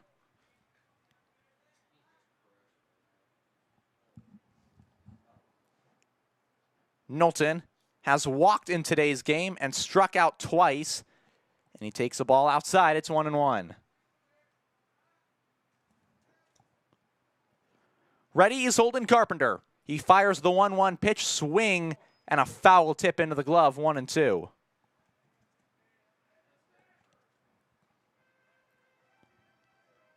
Knowlton will look to get a rally started with 1 man out after the line out by Kelly. It's in the dirt, ball 2. 2-2 the count, 1 out. Knowlton will wait on the pitch from Carpenter. Here he goes. Swinging a high line drive into left center field. Moving over, it's into the gap. That's the base hit. At first, over to second is Zach Knowlton. Knowlton, a stand-up double. Knowlton's going to try for 3. Play at the bag. He is safe. Zach Knowlton, a 1-out triple, has the Plainsmen in business. And so a runner 90 feet away with 1 man out, and it's going to bring up Mitsuki Kono.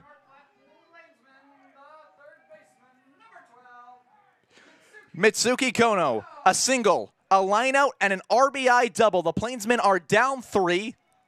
If he would get on base, the tying run could come to the plate in Noah Prince. The first pitch with a runner on third is low. Ball 1.